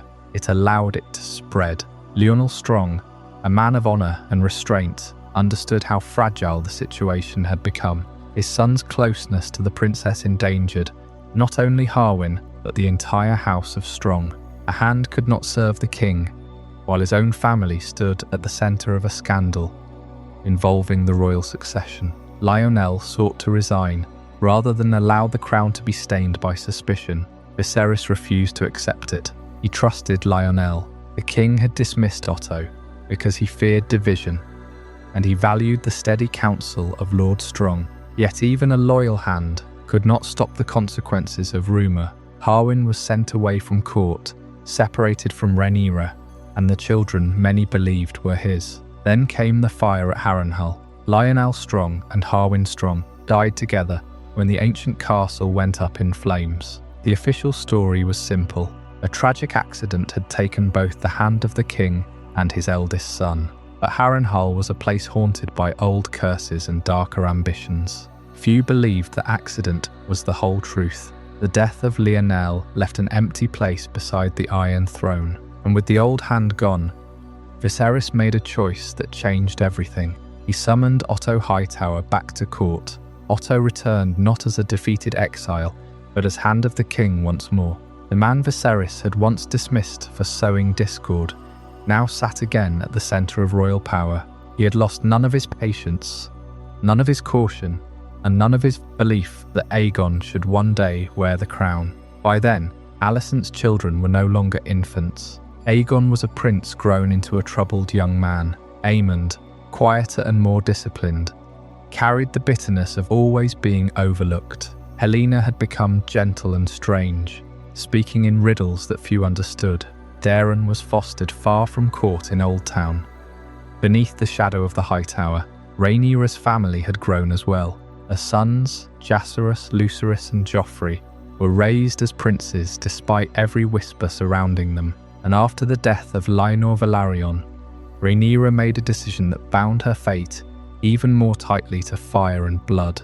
She married Daemon Targaryen. For years, Daemon had been the most dangerous man in the royal family. He was Viserys' brother, a dragon rider, a warrior, and a man whose ambitions were impossible to measure. His marriage to Rhaenyra united two branches of House Targaryen and gave the princess an ally no rival could ignore. To Viserys, it may have looked like security. To Alicent and Otto, it looked like a threat. Rhaenyra was no longer only the named heir. She was the mother of princes, the wife of Daemon, and the rider of Syrax. Her household possessed dragons, bloodlines, and powerful allies across the realm. The struggle for succession was no longer a disagreement that could be settled with a king's command. It had become a conflict between two families living beneath the same roof, each convinced that the other represented a mortal danger, and before long, that danger would be written in blood.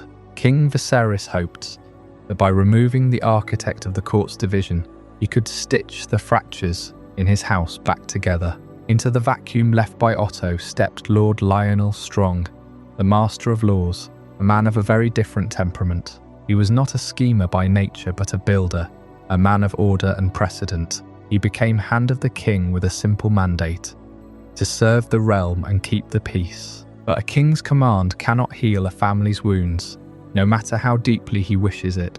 Viserys tried desperately to keep his family united.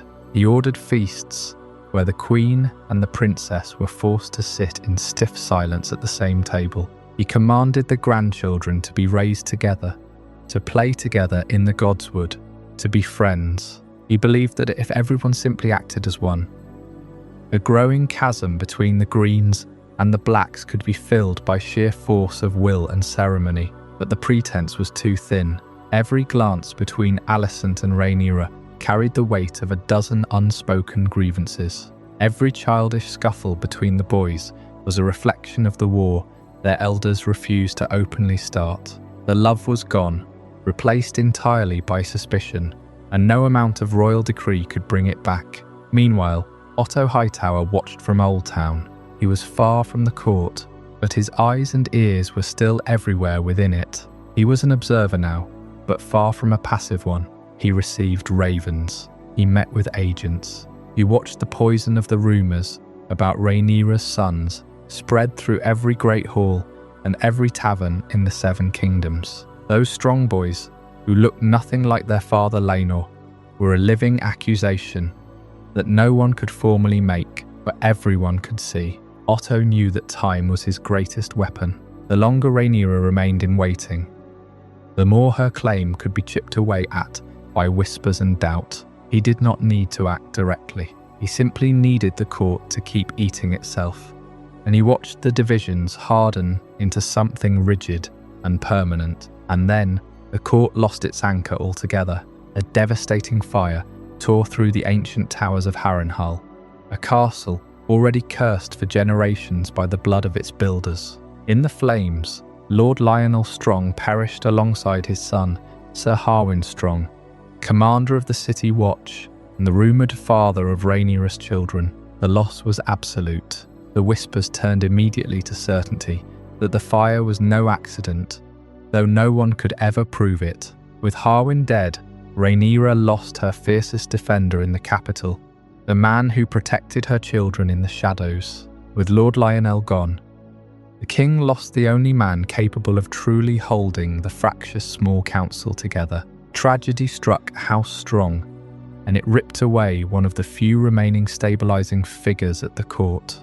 The realm was left reeling, unbalanced. The king was left alone. Viserys, a man who always sought the easiest path out of the storm, looked desperately for a steady hand to guide him through the wreckage. And in 120 AC, he turned back to the one man who understood the game better than anyone.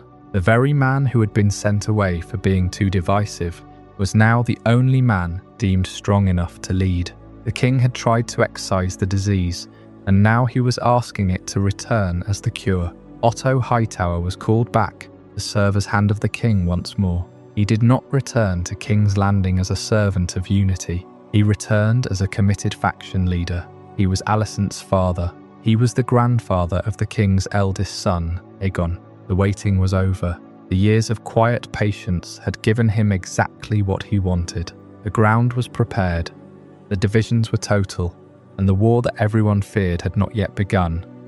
But the stage was set perfectly for the spark that would inevitably come. Otto's return changed the atmosphere of the Red Keep almost overnight. Where Lionel Strong had offered counsel, Otto offered strategy. Where Lionel had tried to preserve balance, Otto understood that balance had already failed. The court was no longer one royal household with disagreements. It was two rival courts living beneath the same roof, each measuring every insult, every marriage, and every birth as a weapon. Rhaenyra saw the danger clearly. With her father growing weaker and Otto once again seated beside the throne, King's Landing no longer felt like home. She took her family to Dragonstone, the ancient seat of House Targaryen, and there she raised her sons far from Alicent's watchful eyes. But distance did not bring peace. It merely gave both sides room to prepare. On Dragonstone, Rhaenyra had dragons, loyal allies, and the king's repeated promise that she remained his chosen heir. In King's Landing, Alicent had her father, her sons, the machinery of the court, and a growing number of lords who believed a male heir should always come before a daughter. Viserys still lived, and as long as he lived, no one dared openly challenge his word. Yet his authority was becoming a fragile wall, holding back a flood. The question was no longer whether conflict would come. It was whether anyone would be brave enough to stop it. Before the king's final breath gave the realm an excuse to choose sides. The fire that consumed Harrenhal also consumed the dream of a united court. Lord Lionel Strong was gone, and with him, the last honest voice between the warring factions of the royal family. King Viserys, wasting away in his chambers, his body rotting, while his mind clung to the illusion of peace, did what he had always done when the realm threatened to slip from his grasp. He sent for Otto Hightower. Otto journeyed from Oldtown with a measured pace. He was in no hurry. The kingdom would wait. The chaos would deepen, and every day of that chaos reminded the lords and ladies of the court why a strong hand was needed. By the time he arrived at the gates of King's Landing, the whispers had already turned into demands. The king's illness was no longer a secret. The princess's succession was no longer a certainty. Otto returned older, more careful and more determined than before. There was a stillness to him now. In his youth he had argued, he had plotted, he had pressed his advantage too openly, and it had cost him the Hand's badge. He had learned from that exile. He returned as a listener. He observed the court the way a maester observes a wound. He knew which lords could be turned, which knights could be bought, and which dragons were the true instruments of the conflict to come. He no longer needed to create the division between Alicent and Rhaenyra. That chasm had been dug by time, by circumstance, by the children themselves. Queen Alicent had spent years watching Rhaenyra, tradition, defy her father and defy the expectations of the realm. Alicent's fear for her sons had crystallized into a cold, immovable certainty. Aegon must be king. Rhaenyra's rule would mean their destruction. Otto did not need to feed this fire. He simply needed to direct it. The Red Keep had never felt so quiet. The corridors that had once echoed with the laughter of young princes and princesses now held only the rustle of silk and the whisper of secrets. Banners hung still. Guards stood like statues. The king was dying, and everyone knew it. The entire court was holding its breath, waiting for the moment the dragon would fall. Every feast, wedding, and funeral now revealed the hostility within the royal family. You could see it in the way Rhaenyra looked through Alicent as if she were glass. You could see it in the way Alicent clutched her children close at every public appearance. The laughter at the feasts was too loud. The silences at the funerals were too long. The wedding of Lyanna Velaryon was not a celebration. It was a battlefield observation post. The funeral of Lyanna was not a mourning. It was a gathering of armies before the first charge. Otto watched all of this, and he built his strategy. He returned to a small council that was no longer a council. It was a gathering of enemies who had learned to sit together in polite silence. Lord Lionel Strong's steady hand was gone. No one spoke of it, but everyone felt the absence. Otto filled that silence with presence. He did not shout.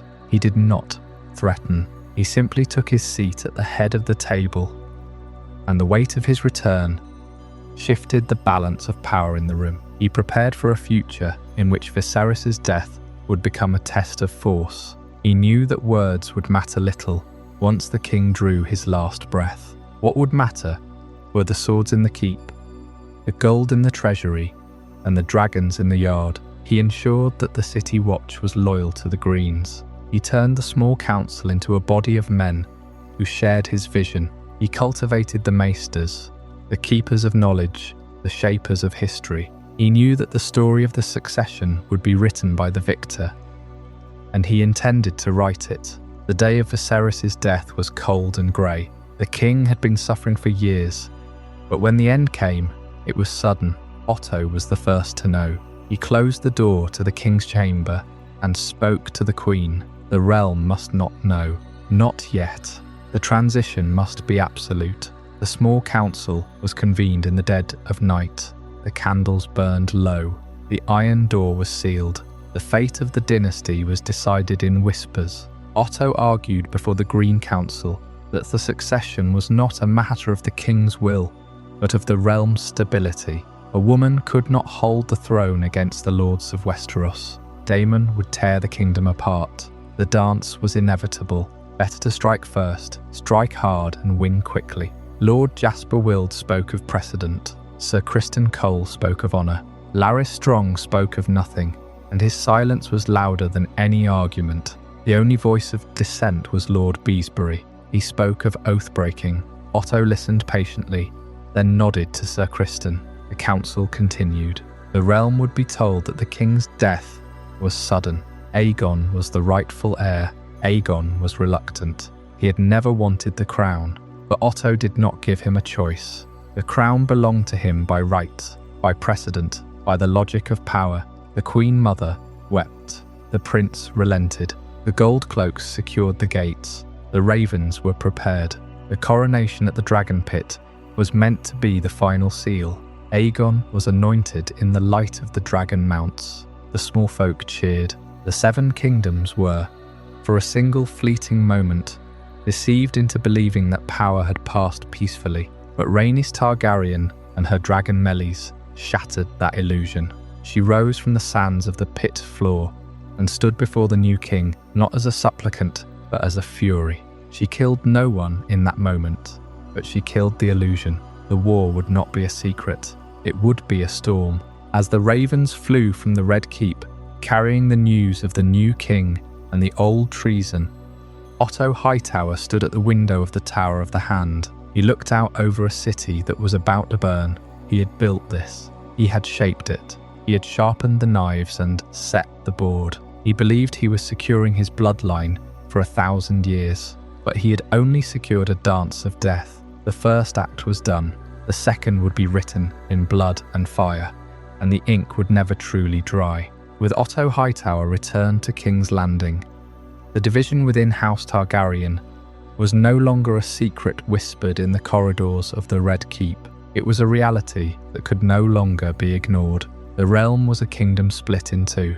Across the Blackwater Bay, on the volcanic island of Dragonstone, Princess Rhaenyra was not waiting passively for her father to decide the future. She was establishing a court of her own, a rival power base. With Prince Daemon at her side, the ancient seat of their dynasty became a fortress of defiance. Their marriage, which Otto had worked so hard to prevent, was now the central pillar of the Black faction. Rhaenyra ruled in name, but Daemon was her general, her strategist, her king consort in all but title. For Otto Hightower, this was the culmination of every warning he had ever issued to King Viserys. He had always feared Daemon, not just for his cruelty or his ambition, but for his proximity to power. Otto had argued that Daemon would find a way to rule, no matter who sat the throne. Now that prediction had come true. Daemon did not need to claim the crown through conquest. He would rule through Rhaenyra. His influence would be the shadow over her reign. Otto saw this clearly, watching from the Tower of the Hand, and it hardened his resolve. In response, Otto drew his circle tighter in King's Landing. Queen Alicent and her children remained directly under his care and protection. Aegon, Aemond, Helena and Daeron were not simply the king's family to Otto. They were the future of his entire legacy. He ensured their dragons were seen in the skies above the capital. He ensured their voices were heard in the council chambers. He built a wall around them, not just of sworn shields, but of political certainty. They were the Greens, and they would not be pushed aside. The rival branches of House Targaryen now possessed everything they needed for war: dragons, heirs, and powerful allies. The Velaryons provided the Blacks with the largest fleet in Westeros. The Hightowers and the Lannisters solidified the Greens' treasury. The peace of the realm hung by a thread as thin as a dragon's wing. Both sides gathered their strength, waiting for the moment the old king would finally succumb to his ailments. Every day was a breath held, a long game of patience played by the most dangerous players in the Seven Kingdoms. Otto watched the horizon from the Tower of the Hand. He had done everything he could to prepare. The heir was secured, the treasury was full, the alliances were made, but the storm was still on the horizon, and he knew, with the certainty of a man who had served 3 kings, that the fragile peace could not last. King Viserys was failing, and when the king finally closed his eyes, the half of the realm that had gathered on Dragonstone would not bend the knee to the half that sat in the Red Keep. The split was complete. The only question left was how it would be mended. Otto believed he knew the answer. It would be mended by strength, by speed, and by placing Aegon upon the Iron Throne before Rhaenyra could summon her dragons and turn grief into war. Yet even Otto could not fully control what came next. Too many lives, too many old promises, and too many ancient grudges had been bound to the fate of Viserys Targaryen. The king had spent his final years trying to preserve the illusion of unity. He loved his daughter, he loved his sons, but love did not erase the question that had poisoned his court for decades. Rhaenyra had been named heir before Aegon was born, and Viserys had refused to abandon that choice. To the Blacks, his word was law. To the Greens, the law of inheritance was clear enough. A son came before a daughter, and Aegon was the king's eldest son. Neither side believed it was stealing the crown. Each side believed it was defending what was rightfully theirs. That was the true danger facing the realm. This was not a struggle between a rightful heir and an obvious usurper in the minds of those who chose their banners. It was a conflict in which every lord could find an oath, a tradition, a marriage pact, or a personal grievance to justify his decision. Old loyalties would be tested, new ambitions would rise, and once the dragons entered the war, there would be no safe distance from the flames. Otto understood that delay favoured Rhaenyra. Dragonstone was close enough to King's Landing for dragons to cross the narrow sea in a matter of hours. The Blacks had Daemon, whose appetite for battle was matched only by his appetite for vengeance. They had Corlys Velaryon, the sea snake, whose ships could choke the capital's food supply and close the waters around Blackwater Bay. They had Princess Rhaenys and her great dragon Meleys, and they had the claim of Viserys' declared heir. The Greens had advantages of their own, but those advantages depended upon acting before fear could spread through the city. They held the capital. They held the Red Keep. They held the king's person, the royal treasury, and the machinery of government. Sir Criston Cole commanded the Kingsguard. The Lannisters could provide gold and soldiers. Oldtown stood behind Alicent through the power of House Hightower, and Aemond, though still young, had claimed Vhagar, the largest and most terrifying dragon alive. Vhagar was not merely a weapon, she was a memory of conquest. She had flown with Visenya Targaryen during the days when the Seven Kingdoms had been brought to heel. To Otto, Aemond riding Vhagar meant the Greens possessed something even Daemon could not ignore. It was a warning written across the sky, but weapons of such power did not guarantee victory. They only guaranteed that the coming war would leave wounds. The realm might never heal. As Viserys weakened, the court became a place of constant calculation. Every visitor was measured.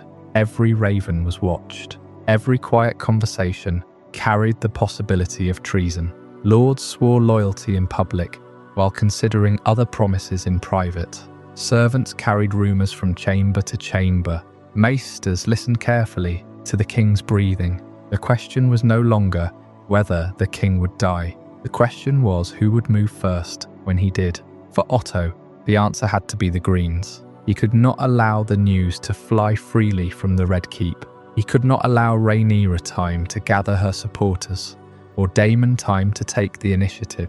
In the silence after Viserys' death, Otto saw a narrow path to survival. Seal the gates, secure the royal household, win the support of the great lords, crown Aegon, make the realm see a king sitting upon the Iron Throne before anyone could organise resistance. It was a cold plan, but Otto Hightower had never mistaken politics for kindness. He had survived at court because he understood that mercy without power was only weakness waiting to be exploited. He had seen Daemon's rage. He had watched Rhaenyra build her own court.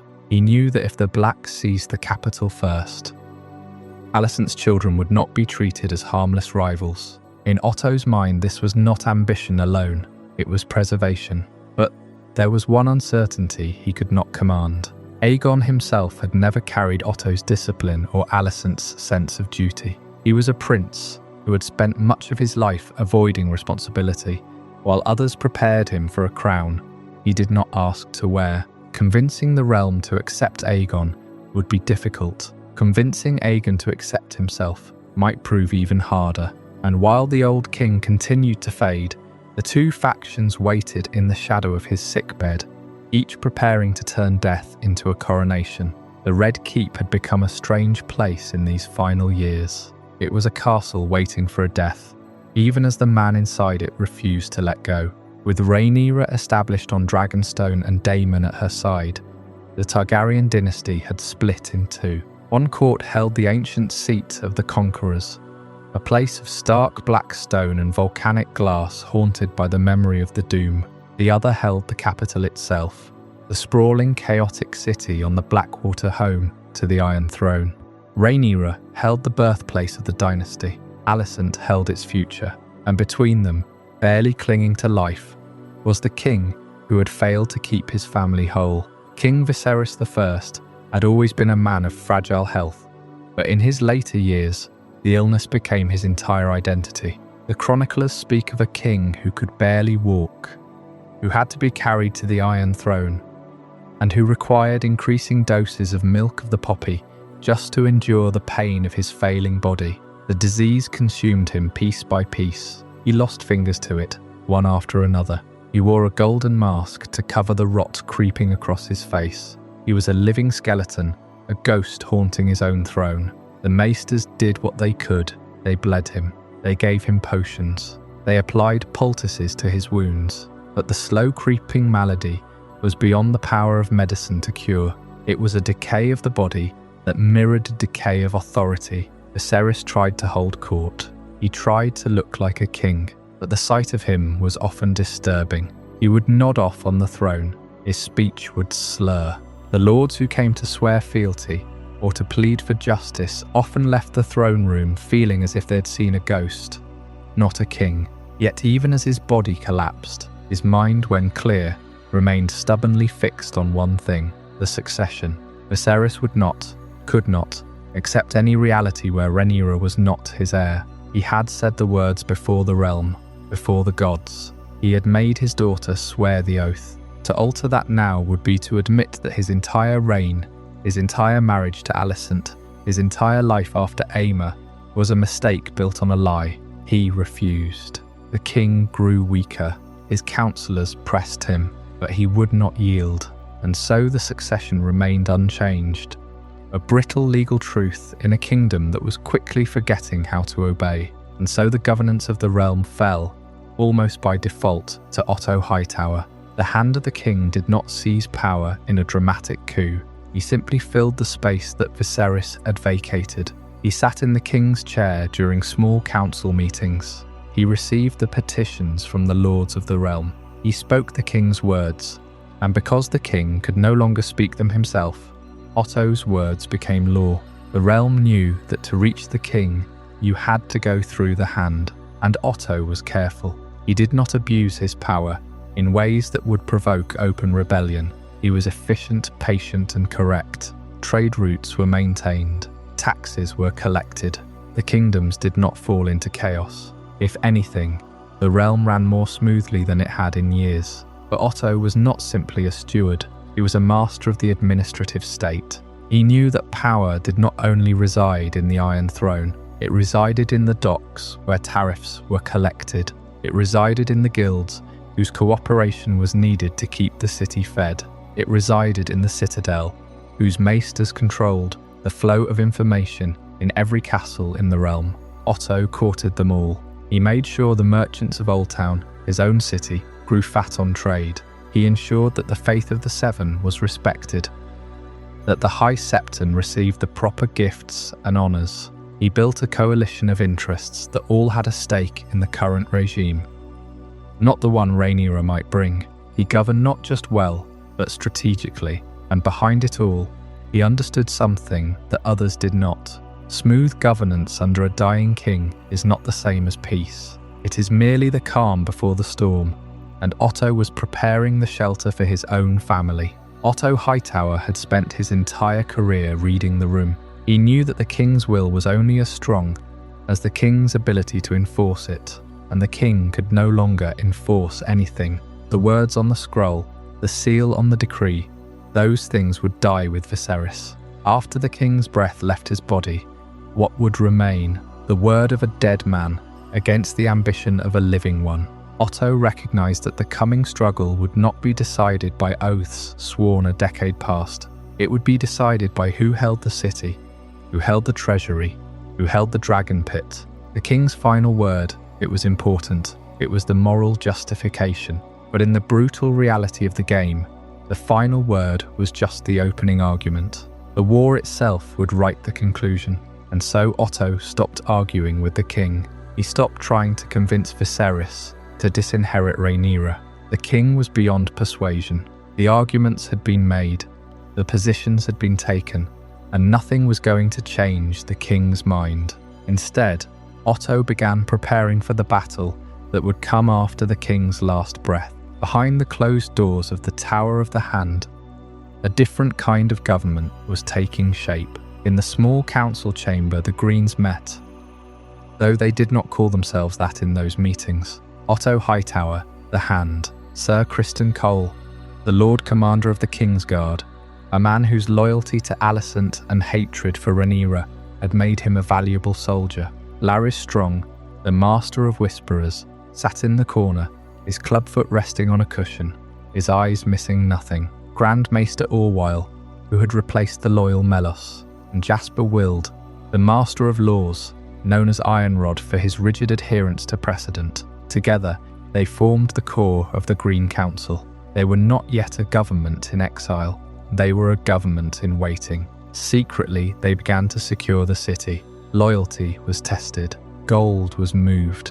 Ships were commissioned. The gold cloaks were carefully staffed with men who knew their true master. When the news of the king's death came, they had to be ready to act in hours, not days. Every note that passed through the Red Keep, every whisper that drifted up from the streets of Flea Bottom was filtered through Otto's network. He was building a fortress of information around the throne. Otto did not make the mistake of underestimating his opponent. He knew that Rhaenyra had Daemon. He knew that Daemon had Caraxes. And he knew that Caraxes was a beast that had seen more war than any other living dragon. But Otto also knew what he held in his pocket. He had the city. He had the treasury. He had the Lord Commander. And most importantly, he had the largest dragon in the world. Bound to his grandson Aemond, Vhagar, the dragon of Queen Visenya herself, was a weapon of absolute terror. Rhaenyra might have Syrax. Daemon had Caraxes. But the Greens had Vhagar. That was the ultimate trump card, and Otto knew it. In the end, the succession would be decided not by law, but by fire and blood. It is a tragic image, if one allows for sympathy. King Viserys, once a gregarious and hopeful man, spending his final days surrounded by the rubble of his ambitions. He would sit in his chambers, often alone, tracing the lines of his great model of Old Valyria, the city that fell to the doom, a fitting monument for a king who was watching his own kingdom crumble around him. He reached out to Rhaenyra in messages, begging her to come to court, to mend the rift with Alicent, but Daemon would not let her walk into that trap. And Otto, of course, ensured that the king's letters were always slightly delayed, slightly censored, never arriving in time to truly change the course of events. Viserys was dying in the dark, manipulated by the very men who swore to serve him. He had the title, he had the crown, but he had lost the loyalty of those closest to him. His queen was against him, his hand was against him, and the realm he had worked so hard to unite was quietly choosing its sides. The Greens prepared for the day the crown became available. They did not know exactly when that day would come, but they knew it was soon. The king's breath was shallow. His dreams were long, his waking moments were few, and with each passing week, the preparations grew more specific. Oaths were sworn in private chambers. Plans were laid for the coronation. The entire court, the entire city, the entire realm was holding its breath, waiting for the single event that would shatter the fragile peace. And so the years passed in this quiet agony. The king's illness consumed him. The Greens prepared their pieces on the board. Rhaenyra waited on Dragonstone, growing more isolated, more hardened. The dance had not yet begun, but the music had been playing for a very long time. All it needed was for the first note to drop, for the crown to fall from the dying king's head, and for a hand to reach out and catch it. The last years of King Viserys I were a slow retreat from the world. His illness consumed him, his body withering, while his mind clung to the fragile peace he had built. In his absence, the realm was governed by the man who stood at his side, watching the king's every laboured breath. Otto Hightower, forced to wait. For years, he had waited. Through his missile, through the long night of his exile, through his quiet return to power as Hand. He waited for the moment when the king's fate would finally compel a choice. On the third day of the third month of the year, 129 after the conquest, King Viserys, the first Targaryen, died in his sleep. The death was silent. There was no grand battle, no final confrontation. The king who had spent his reign trying to hold his family together simply slipped away in the darkness of his chambers. Until his final moments, he had publicly upheld Rhaenyra as his heir. He named her for years. He defended her against the whispers of Alicent and the machinations of his own hand. But a king's word dies with the king if the realm chooses to bury it. His death was not announced. The bells of the Great Sept did not toll. The ravens did not fly to the keeps of the realm. Otto understood that the moment of the king's death was not a moment of grief. It was a moment of decision, a brief window of silence in which the history of the realm could be rewritten. And so the Golden Shroud, as it would later be called, was drawn. The king was wrapped in silence. Only a handful of people knew the truth. The Queen, the Lord Commander of the Kingsguard, and Otto Hightower, This was the moment he had anticipated for years, the moment he had shaped with every careful word, every rumour planted, every alliance forged in whispers. Otto Hightower stood in the shadows of the Red Keep and faced the choice that would define his legacy: obey the dead king or crown his grandson. He argued before the Green Council that a woman could not rule. The precedent was clear, he said. The Great Council of the year 101 had spoken. The realm chose a man over a woman. Rhaenyra's claim would tear the kingdoms apart. Daemon would rule through her, and Daemon was the chaos that Otto had spent his entire career containing. He did not trust Rhaenyra.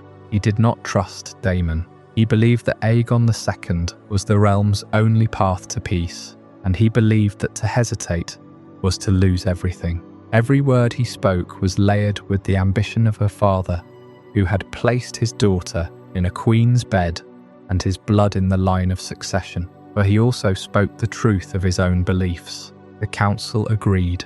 The decision was made. Aegon would be crowned. The crown was stolen in the dark, but a crown stolen in the dark must be worn in the light. The usurper would need to sit the Iron Throne. The realm would need to know, and the Blacks on Dragonstone would need to learn that their queen had been betrayed. The coronation of Aegon II was not the end of the deception. It was the beginning of the war. The dance of the dragons would burn across the skies of Westeros, and every fire that fell would be traced back to the silent death of a king in the early hours of the third day of the third month, and to the man who chose silence over truth. Yet even Otto could not simply place a crown upon Aegon's head and command the realm to accept it. Aegon himself had to be found. The prince was somewhere in King's Landing, avoiding duty as he had avoided it for much of his life. Sir Criston Cole and Prince Aemond searched for him on behalf of the Queen, while Otto sent his own men into the city's darkest corners. It was a race for the future of the Seven Kingdoms. Otto wanted Aegon brought to him first, not out of affection, and not because he believed the young prince possessed the strength of his grandfather. He needed the new king to understand who had made him king. Aegon would wear the crown, but Otto intended to guide the hand that wore it. When Sir Criston found Aegon before Otto's agents could claim him, the balance shifted. Alicent appealed to her son as a mother. She told him that Rhaenyra would never allow him and his brothers to live if she took the throne. Whether that danger was real, exaggerated, or created by years of fear no longer mattered. Aegon accepted the crown. Then the doors of the Dragonpit opened. Before the people of King's Landing, Aegon was anointed and crowned with the Conqueror's crown. The sword Blackfire was placed in his hand. The ancient symbols of Targaryen rule were gathered around a prince who had never expected to rule. The crowd cheered, because crowds often cheer for the power standing before them. Otto watched as the ceremony transformed a reluctant young man into Aegon II. For one brief moment, it seemed his long design had succeeded. The city was secured. The king had been crowned. The royal family stood behind him, and the realm had been given a new truth before it had even heard the old one. But dragons do not bow easily to ceremonies. Princess Rhaenys, held captive within the Red Keep, escaped through the dragon pit on Meleys. She burst through stone and smoke before the gathered crowd, rising above the new king, his mother, and Otto Hightower himself. She could have ended the war before it began. One word, one command, one breath of dragonfire might have destroyed the entire green cause. She did not give that command.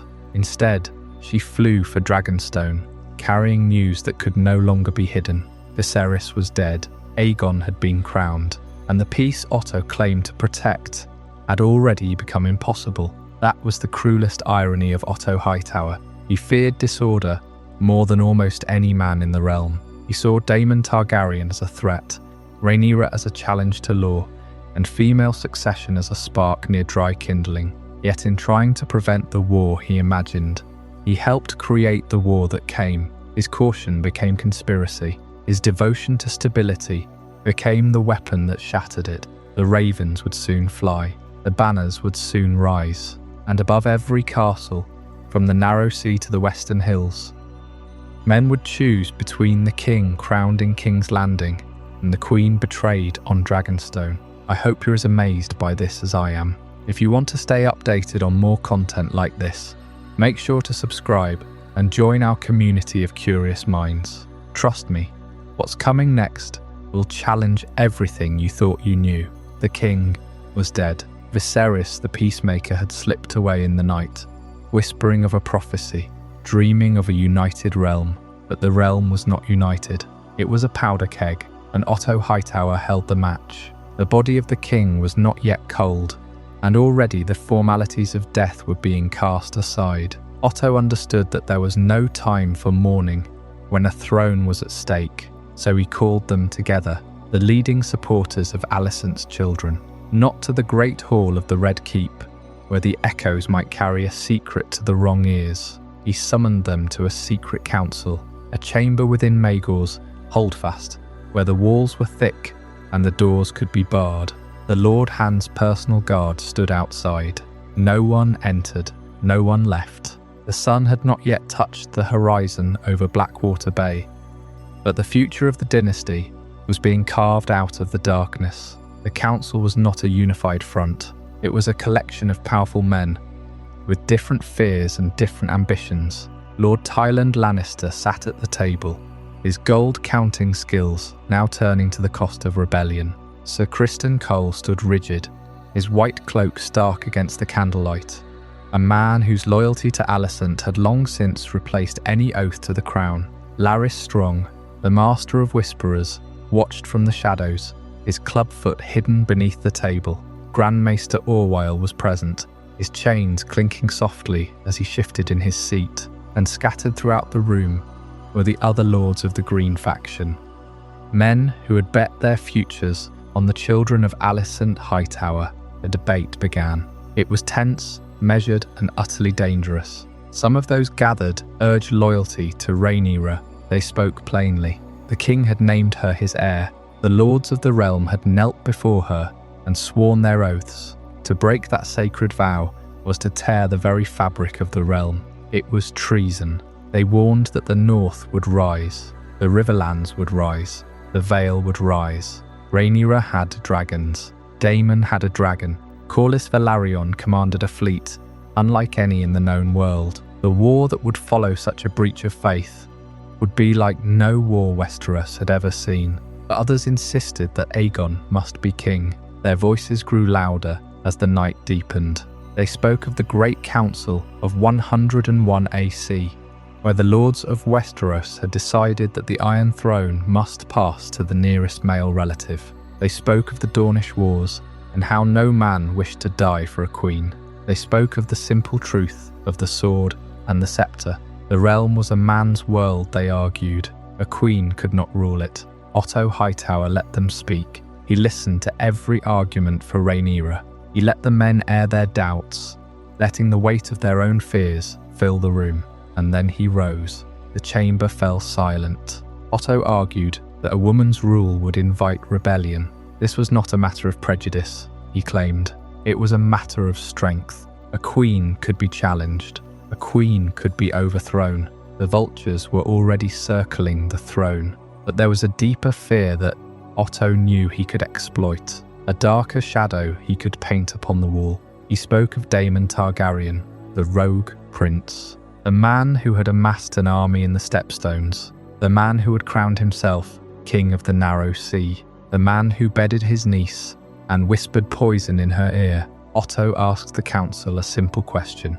Could they imagine Daemon Targaryen as the king consort? Daemon, with his cruelty and his impatience, his love of chaos and his utter contempt for the laws of gods and men. If Rhaenyra sits the throne, Otto said, Daemon will rule. Every enemy of Rhaenyra will be an enemy of Daemon, and Daemon Targaryen has a very particular way of dealing with his enemies. He will burn them.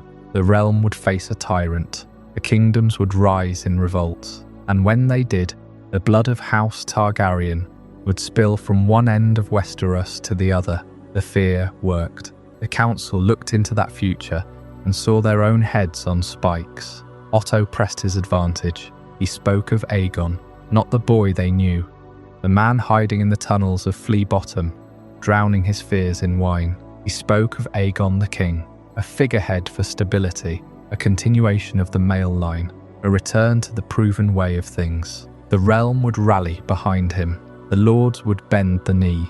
But what of the dragons? What of Vargar? No Vagar belonged to Aemond. Aegon had Sunfire. Helena had Dreamfire. Darren had Tessarion. The Greens had dragons of their own. They would fight fire with fire. And that was how the council transformed private ambition into an organised seizure of power. The oaths sworn to Rhaenyra were dismissed as the sentiment of a dying king. The will of Viserys was erased. A few men still resisted.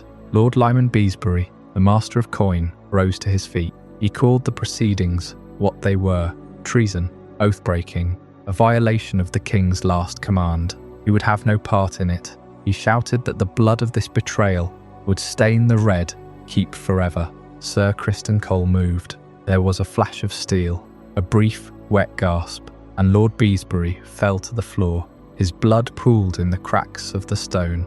The debate was over. The message was absolute. No dissent would be tolerated. The Green Council was not a democratic body. It was a war council, and the war had already begun. Grand Maester Orwyle was tasked with forging the official record.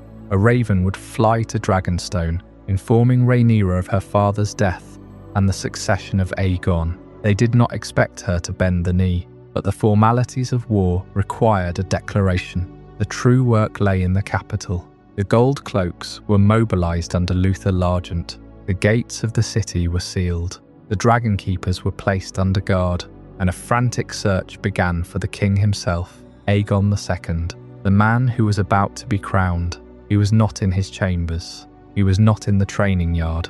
The new king was drunk, hiding in the rat pits of Flea Bottom. It was a darkly fitting beginning for a reign born from a secret council and a hidden death. The Green Council had succeeded in its primary goal. The crown was seized. The rightful heir was cast aside. The path was set for a war that would consume the Targaryen dynasty. But a king cannot rule from a secret council chamber. He must be seen. He must be crowned in the light of day. The plan was Aegon would be crowned in the Dragon Pit before the small folk of King's Landing. It was a declaration of legitimacy, a show of force. But plans, no matter how carefully laid, rarely survive contact with living fire. And in the depths of the city, different kind of storm was stirring.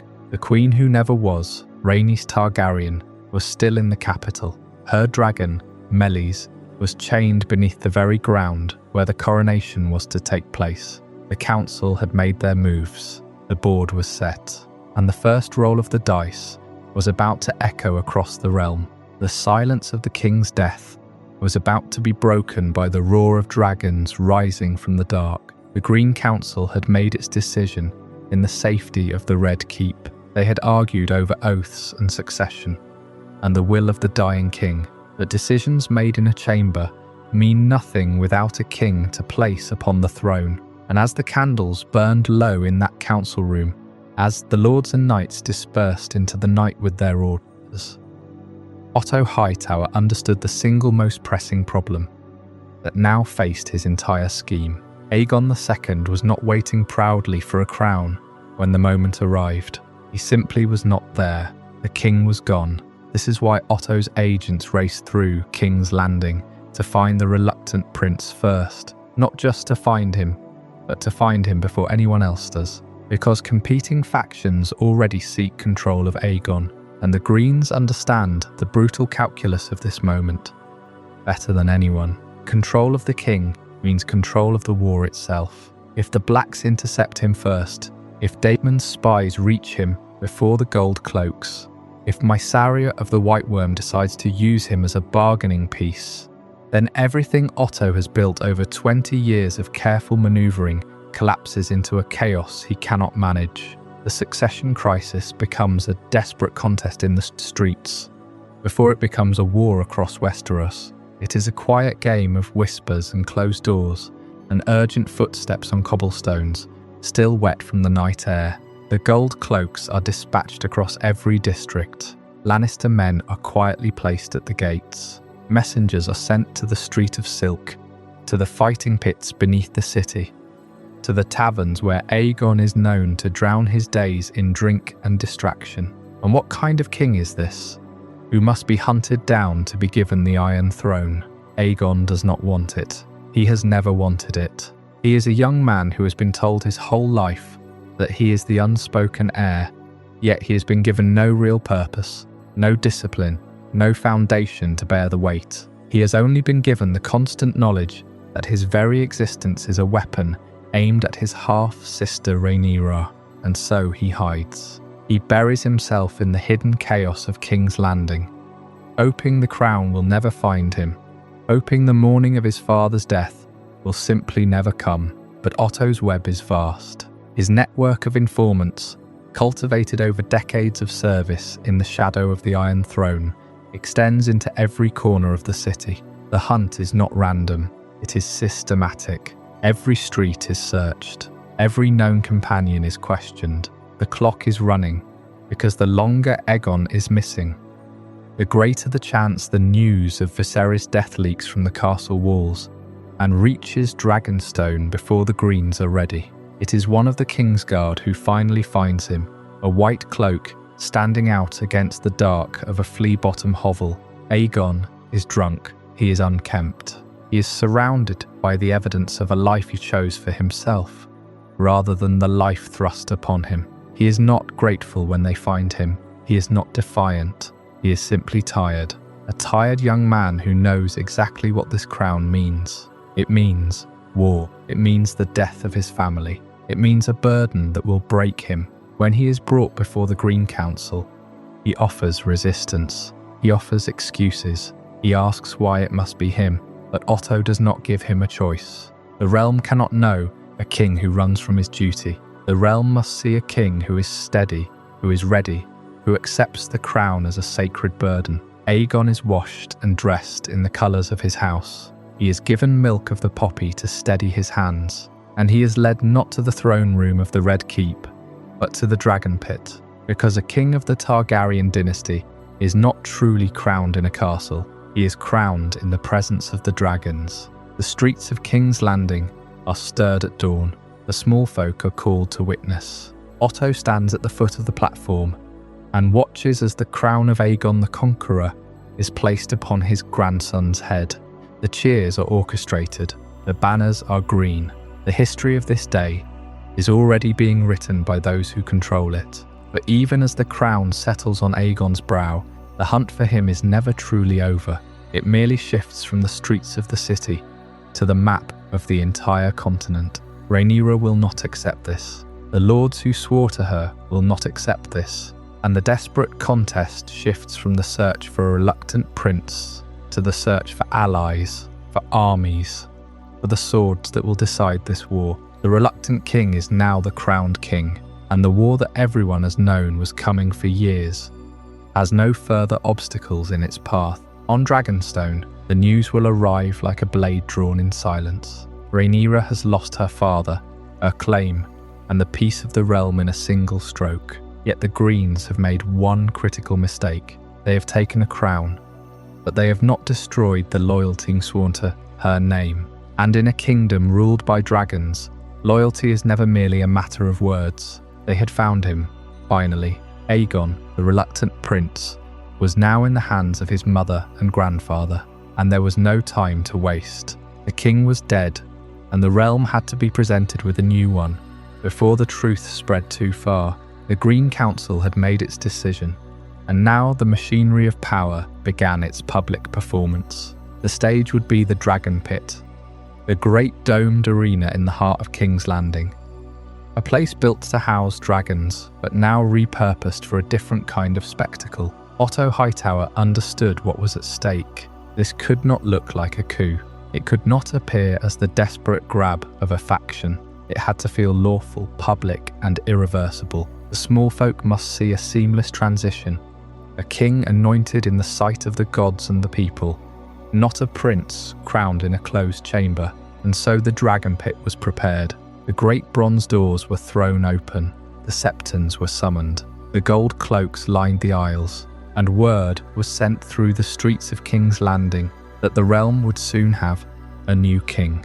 On the morning of the coronation, Aegon was dressed in the armor of his namesake, Aegon the Conqueror, black steel chased with gold. The crown of the Conqueror itself was brought forth, a circlet of Valyrian steel set with rubies, last worn by Viserys in life. Aegon wore his father's crown, but he was not his father. He was young, reluctant and uncertain, but he had been convinced. He had been persuaded, and now he stood before the gathered masses. Otto Hightower stepped forward to address the crowd. His voice carried through the vast chamber, amplified by the acoustics of the dome above. He announced the death of King Viserys, speaking of the king's long reign and his peaceful end. He presented Aegon as the realm's new king, invoking the ancient traditions of the Targaryen dynasty, the will of the gods, and the necessity of a strong ruler to guide the kingdoms. He spoke of duty, of stability, of the unbroken line of succession. He did not mention Rhaenyra. He did not mention the oath broken. He spoke only of the king who had passed, and the king who now stood ready to rule. The crowd listened. Some cheered, some were silent. The septons anointed Aegon with oils, reciting the prayers of the faith. The crown was placed upon his head, and in that moment, the ceremony achieved its purpose. The crown sat on Aegon's brow. The people had witnessed it. The realm had a king. It was done. For one brief moment, Otto Hightower appeared to have won the greatest game in Westeros. The man who had served 3 kings, who had been dismissed and recalled, who had schemed and waited and built his power piece by piece, now stood at the pinnacle. His grandson was king. His daughter was queen mother. He was the hand of the king once more, the power behind the throne, the architect of a new regime. The realm seemed to bend to his will. The city was theirs. The Red Keep was theirs. The Iron Throne was theirs. But the victory was fragile, and it was brief. The ceremony had been meant to make the coup feel lawful and irreversible. But it could not erase what had been broken. An oath had been made to Rhaenyra. The succession had been clear. And in the moment of triumph, there were already whispers across the narrow sea, from Dragonstone, from the great houses, from the lords who had sworn fealty to a different heir. The crown sat on Aegon's head, but the realm was not united.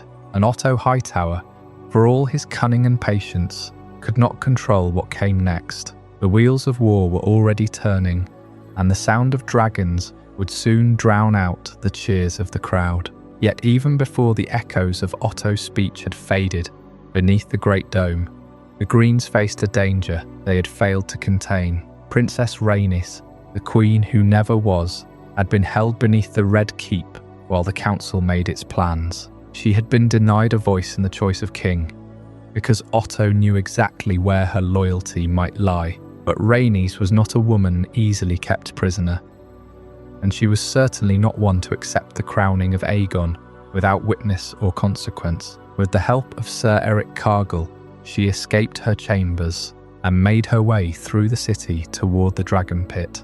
There, beneath the very ceremony meant to establish Green authority, waited her dragon, Meleys. The Red Queen was old, fierce and bound to her rider by decades of trust. When Rhaenys reached her, the balance of power shifted in an instant. The floor of the Dragon Pit burst apart as Meleys rose from below. Stone shattered. Smoke and dust swallowed the crowd. Hundreds of frightened small folk scattered beneath the shadow of crimson wings. And there, before Aegon, Alicent, Otto and the entire court, Rhaenys appeared mounted upon her dragon. She could have ended the war before it began. One command, one blast of dragonfire, and the Green royal family might have perished beneath the dome. But Rhaenys did not give the order.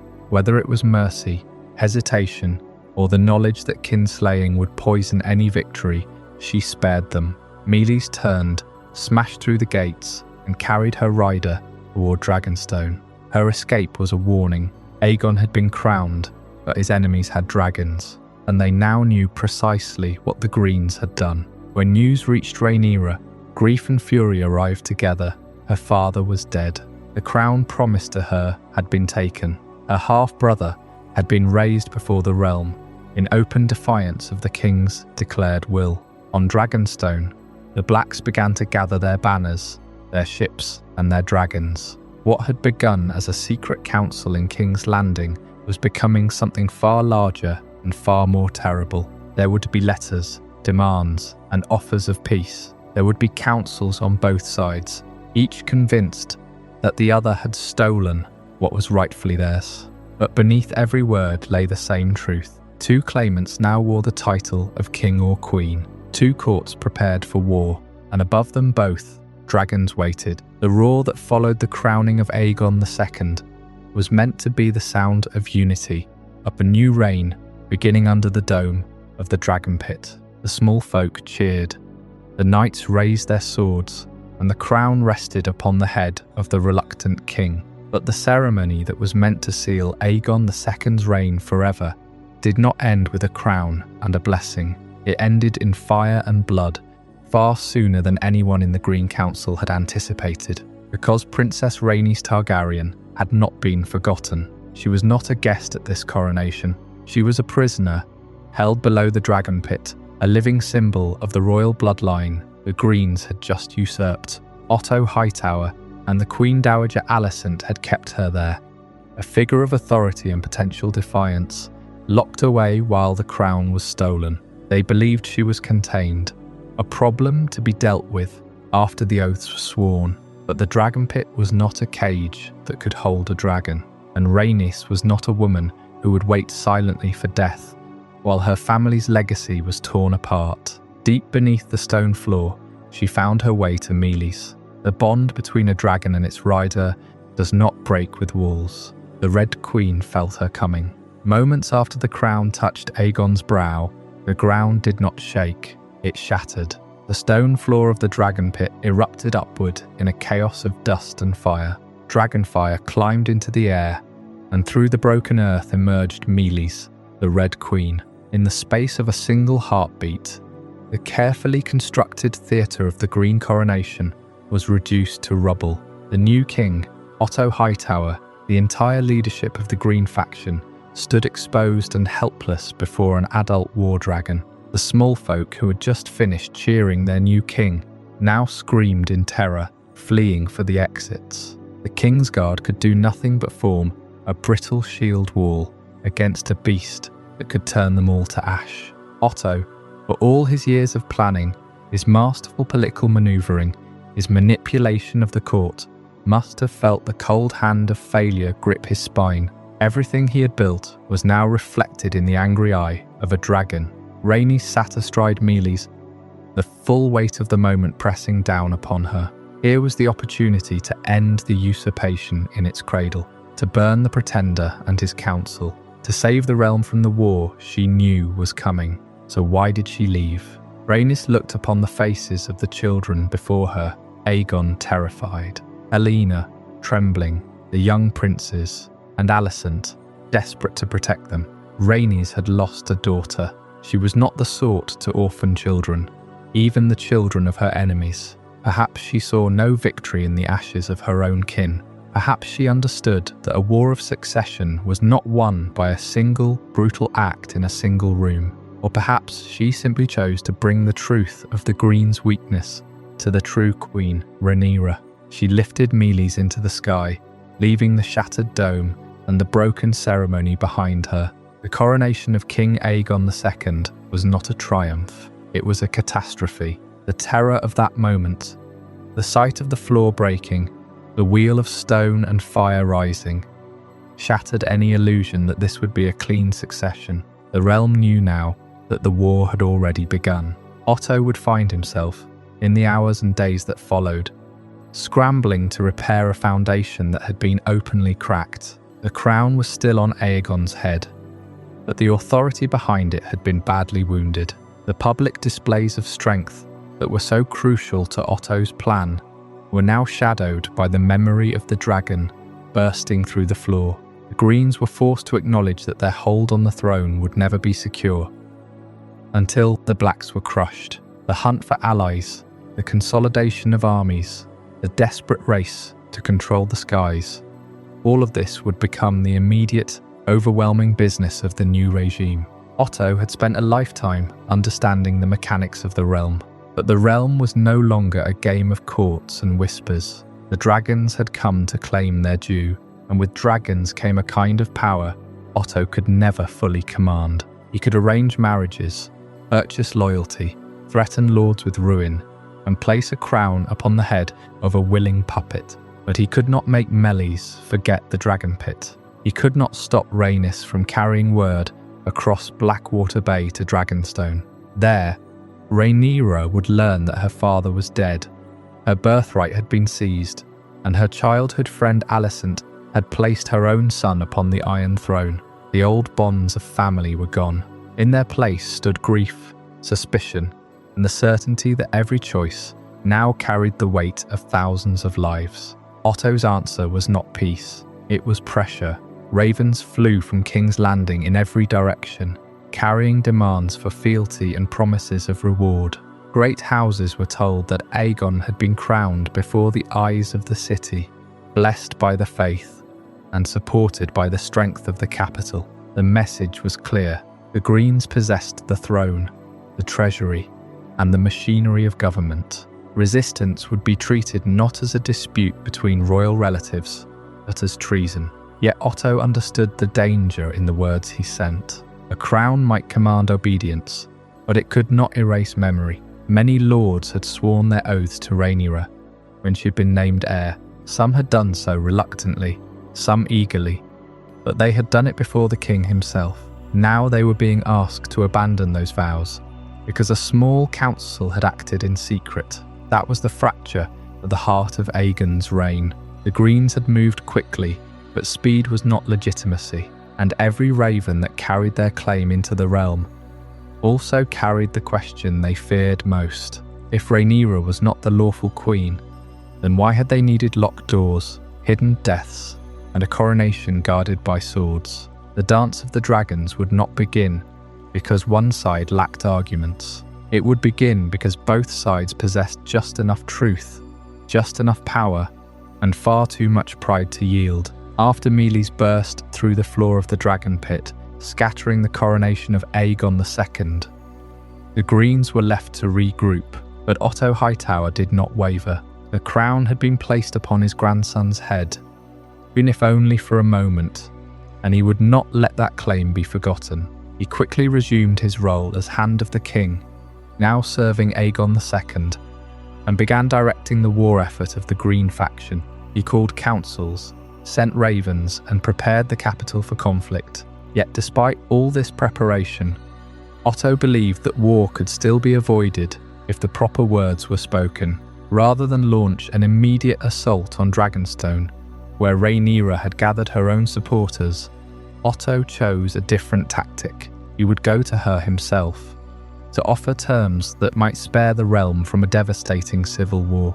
It was a calculated risk, but Otto was confident in his ability to persuade. So he took a ship across the narrow sea and arrived at the dark shores of Dragonstone, the ancient fortress of the Targaryen heirs. When Otto came before Rhaenyra, he did not come with threats, but with proposals. He offered peace. Rhaenyra could retain Dragonstone and all its lands. Her children would be recognised as her true-born heirs, and she would be granted full amnesty and safety for herself and her household. In return, she would have to acknowledge Aegon II as the rightful king and renounce her own claim to the Iron Throne. It was an offer of titles, security, and stability, but it demanded the surrender of her crown. Rhaenyra heard the words of the Hand with careful attention. She knew that accepting would mean peace for her children and a quiet life on Dragonstone, but she also knew that her father, Viserys I, had named her his heir. The memory of that promise, and the legitimacy it conferred, would not allow her to bend the knee to her half-brother. She refused the offer, and Otto left Dragonstone with nothing but the certainty that war was now the only path. The diplomatic mission had been the last chance to avoid open conflict. With its failure, the realm stood poised on the edge of a terrible war. Two monarchs, both crowned, both claiming the throne, prepared for battle. The dance of the dragons would now begin in earnest. The era of the Targaryen dynasty would be forever changed by the choices made in that moment on Dragonstone. On Dragonstone, Rhaenyra turned from diplomacy to strategy. Her supporters gathered around the painted table, the great map carved in the shape of Westeros. There, she considered the strength of both sides. The Greens held King's Landing, the Iron Throne, and the support of powerful houses in the Reach and the West. But Rhaenyra possessed Dragonstone, a number of dragons, and the loyalty of several important lords who still honoured Viserys' declaration. Her greatest advantage was not simply the dragons beneath her command, but the claim she had built over many years. Lords had sworn oaths to her when she was named heir. Those oaths could still matter if they were called upon quickly enough. Rhaenyra decided that ravens alone would not be enough. She needed living messengers, riders who could remind the great houses of their promises and secure their support before the Greens reached them. Her eldest son, Jacaerys Velaryon, was sent north. He would travel to the Vale, Winterfell and White Harbour, seeking the allegiance of Lady Jane Arryn, Lord Cregan Stark and House Manderley. Her younger son, Lucerys, was sent south to Storm's End. His task was to speak with Lord Boros Baratheon and remind him that his father had once sworn to uphold Rhaenyra's right to the throne. It was a dangerous assignment, but Lucerys was determined to serve his mother. He mounted his young dragon, Arax, and flew through dark skies toward the Stormlands. When he arrived at Storm's End, the weather was violent. Rain lashed the ancient castle, and thunder rolled over the towers. Yet Lucerys soon learned that he was not the first dragon rider to arrive. Aemon Targaryen was already there, mounted on Vargar, the oldest and largest living dragon in the world. Aemon had come on behalf of Aegon II, carrying an offer for Lord Boros. The Lord of Storm's End had daughters to marry, and the Greens had promised a marriage alliance with one of them. Lucerys had brought no such offer. He carried only a message and the memory of an old oath. Lord Boros rejected him. Worse still, Aemon confronted Lucerys in the hall, demanding that he repay the debt between them. Years earlier, Lucerys had taken Aemon's eye during a fight among the royal children. Aemon had never forgotten the injury, nor the humiliation that followed it. He demanded Lucerys' eye in return. Lucerys refused, and Lord Boros would not permit bloodshed beneath his roof. But once Lucerys took flight from Storm's End, the protection of the castle was gone. Aemon followed him into the storm. Arax was small, young and terrified by the wind. Varga was enormous, ancient, and far beyond him in size and strength. The dragons vanished into the clouds as lightning flashed across the sky. What happened in those dark skies became the first great tragedy of the war. Whether Aemon truly intended to kill his nephew or merely meant to frighten him, the result was the same. Vargar attacked. Arax was torn apart, and Lucerys Velaryon fell into the sea below. When word reached Dragonstone, Rhaenyra was shattered. The conflict had changed in an instant. Before Lucerys' death, there had still been room for caution, negotiation, and restraint. After it, there could be no easy peace. A prince had been killed by another prince, and dragon had turned against dragon. Rhaenyra's grief soon hardened into fury. Her supporters demanded vengeance, and the war that Otto had hoped to contain began to spread across the realm. The Blacks and the Greens would no longer merely compete for loyalty through letters and marriage pacts. They would answer one another with fire, blood, and dragons. The death of Lucerys became a wound that neither side could heal. It marked the moment when the Dance of the Dragons ceased to be a dispute over succession and became a war of revenge. Otto Hightower returned to the Red Keep with the weight of a failed mission pressing on his shoulders. The offer at Dragonstone had been refused, as the inner part of him always knew it would be. Rhaenyra Targaryen would not surrender her birthright for peace. She would not trade her crown for a quiet life on a volcanic island. The realm was now irreversibly split. Word spread quickly across Westeros. Lords who had sworn oaths to Rhaenyra unsheathed their swords. Lords who had knelt to Aegon II prepared for war. The green banners flew over the gates of King's Landing. The black banners flew over Dragonstone, and between them lay a continent of shifting loyalties, ancient grudges, and terrified small folk caught in the path of something they could scarcely understand. The war, when it came, was unlike any the Seven Kingdoms had known.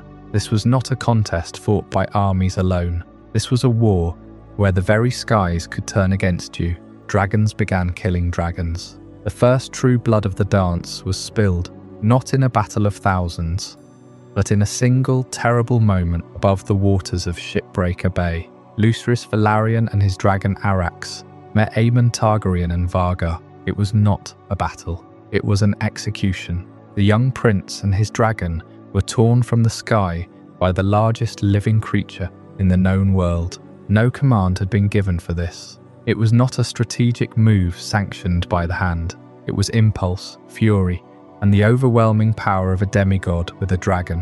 When the news reached Otto in the Tower of the Hand, he did not exult in the victory. He saw only the storm it would bring. A prince of the blood was dead, and the mother who wore the black crown would never forgive it. Otto was a man of the quill and the ledger, not the sword and the shield. He understood that wars are won long before the first battle, in the careful gathering of resources. He tightened the green war machine. With deliberate precision, he wrote to Lord Ormond Hightower, urging him to bring the full strength of the Reach to bear, but to do so slowly. Patience was the Green's greatest weapon.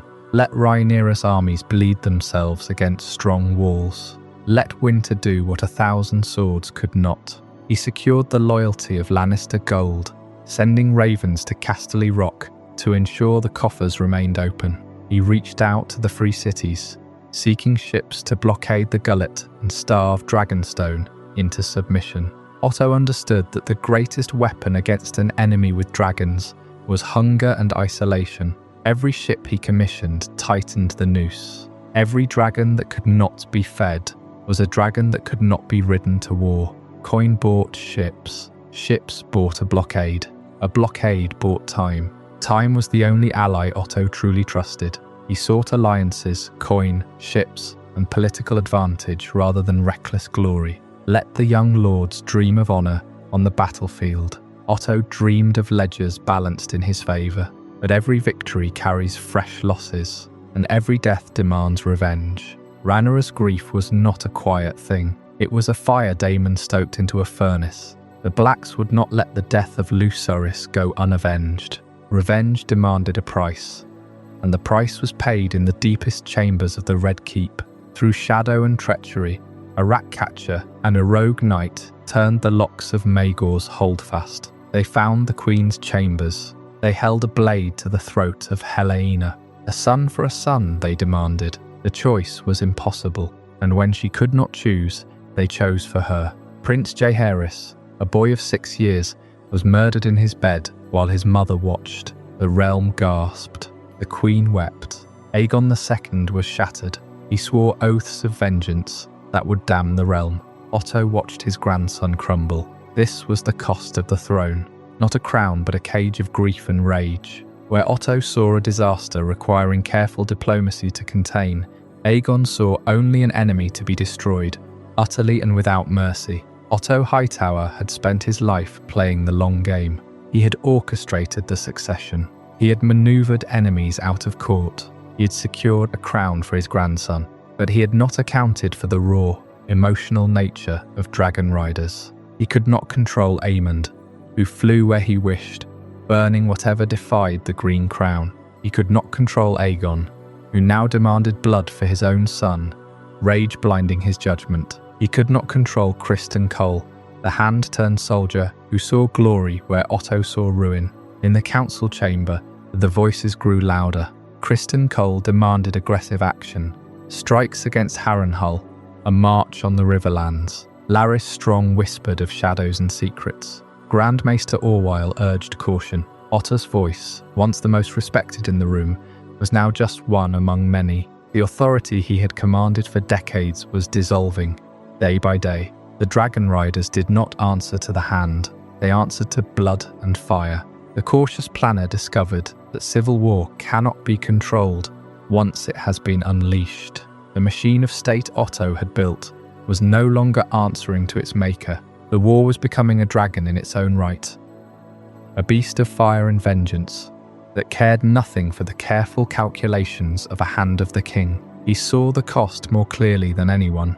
Every dragon that took flight was a gamble the realm could not afford. Every dragon lost was a chink in the armor of House Targaryen's invincibility. The dragons were the power of the crown. Killing each other's dragons was not just winning a battle, it was shattering the very foundation of the dynasty Otto had sworn to serve. The Greens were committed now, deeper than any treaty could pull them back. The Blacks were hardened by grief. Every dragon in the realm was a loaded weapon, and the fingers on the triggers were trembling with anger. Otto Hightower, the architect of the Green faction, the man who had placed Aegon on the throne, found himself a passenger in the war he had begun.